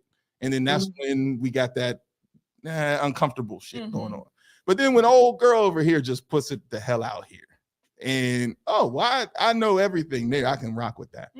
I ain't got no work. You know, that's what you're talking about makes a lot of sense, because the one thing I notice about various men is that they do not like the concept of competition. No. Oh, so you talking to somebody else? Yeah, I don't want that. You know, and it's the same thing. Like you just said, I know everything up front. Yeah. So I don't have to guess. I don't have to do the work. It's just I can be mediocre and not talk. Right. Okay. Okay. You know, I can be mediocre and still get what I want. Yeah. And that's when you be looking at it like, these niggas, what? You're getting cheeks? How? Because she said her booty hole was brown. And listen, I got a couple dollars. That's what she wanted. You sitting here asking me more questions about I just need Booty Hole Brown, and it's gonna cost me this amount of money. I'm out. That's it. I mean, But when I have a kid, with but Booty once Hole Booty Brown- Hole Brown ain't right, burn me something crazy, then I'm coming over you like, well, ma'am, may I buy you a drink? You said you was thirsty. Yeah. What you saying? You like a vodka with cranberry, top shelf? There you go. Sir, you get a top shelf, you definitely winning. Now, I hate to cut the conversation short, but we are past the top of the hour. Yes. I feel like this conversation needs to continue. I was thinking in part 2. Can we come back? Yes. Because I wanted to get a lot of other topics. We got stuck on dating apps, but I do understand why we got stuck, because it's so vast and so it goes, prevalent. like it touches on so many areas of our lives and in our society also. But there's so much more. So we're gonna bring the rest of this back after next, which will be you the coming night. back, girl? I'm with it. Okay, cool. I'm with it. I want to see if I can get a guy to come on with her. Look, I'm telling you, I'm just waiting for the audacity. No, yes, now that's the next step. I'm waiting for with this hand. I'm waiting for the audacity. Whole friend, we got you. That'll be the third time you come back. I'm gonna ask my friends and see if I can get love- one guy to come on with us. Okay. And I'll say Yes. Hopefully single. I will say this: talking to some of the single men about their experiences on the app, it is reminiscent to a lot of what you're experiencing. I'm saying that's why I've talked to some guys. Yeah. I've heard it, and I think it's something you was telling me too. Some things, Yeah, so it would be nice to hear from a Let me see if I guy. can find Y'all, one. Nice. y'all watch the playback of this. If you are a single man, you're out here dating or on dating apps, please hit us up. We want y'all to be a part of the conversation. I promise you, it's a judgment-free zone. Come on in, sit on down. It's a judgment-free They said zone. that. Now see, that's the you just I'm say, just playing. Not the hand. look. Playing. Had to get, I won't judge you till we get off air. I'm just playing. I swear I'm not. Judgment free. Kinda. So he's so embarrassing. We sorry. We apologize for him. Judgment-free, y'all. So with that said, He gonna be punished. He gonna be able to talk. please reach out to us. Reach I'll out go to on mute. Coach. Reach out to Tyranikia. Reach out to myself, whomever, and we will get you on the show. Let's have this conversation, and we want to hear from Yes. we want to hear the guy side. I want to hear. Yeah, I can only speak to so much because again, to Kenny's point, I date women. That's what I know.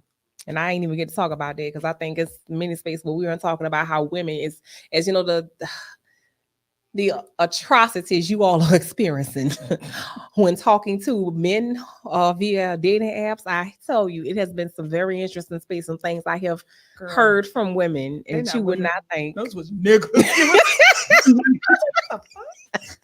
You do? That's what I mean. It's a people thing, man. Yes, It's a me people too. thing. It's a people thing. I promise. I say the level of engagements that we are experiencing as a whole, it is not sexual oriented. It's people. It's people. Yes, people. It is people. But yes, yes, Sheena, I thank you for coming on tonight, and I appreciate the fact that you will be back on March 9th. Yes. The second part of dating burnout. So y'all stay tuned.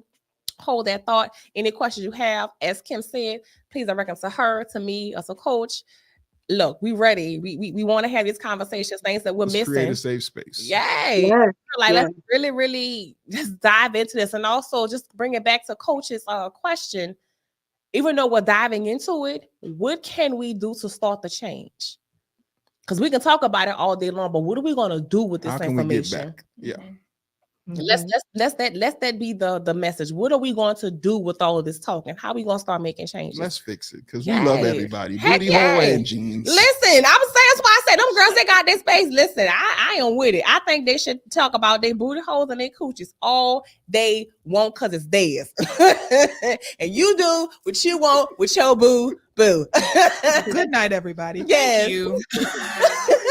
But yes, my love. Love it on y'all. Thank you so much for joining, engaging. Thank you for all the comments that you all had and engaging with us. It's been a beautiful night. I'm going to give me something to eat, but I will talk to y'all on March 9th. It is Sexy Education on Sex on Bang. And the Sibs, we're going on break because we need it. We're tired. Oh, yeah. Oh. We almost 20-something episodes. Yeah. So we're gonna go on break, baby y'all. tired. Yeah, talking without the damn mic. We- Like, cause y'all don't understand. but I promise y'all it's only for a couple days. We will be back. So Content will still be dropped. So just follow us. Yes. But we gotta go on break. We gotta regroup. What? Regroup. See? That baby That's tired. what I That baby tired. That's not Tide. That's Tide. There's no R. That's it. We out. Bye, y'all. Bye. But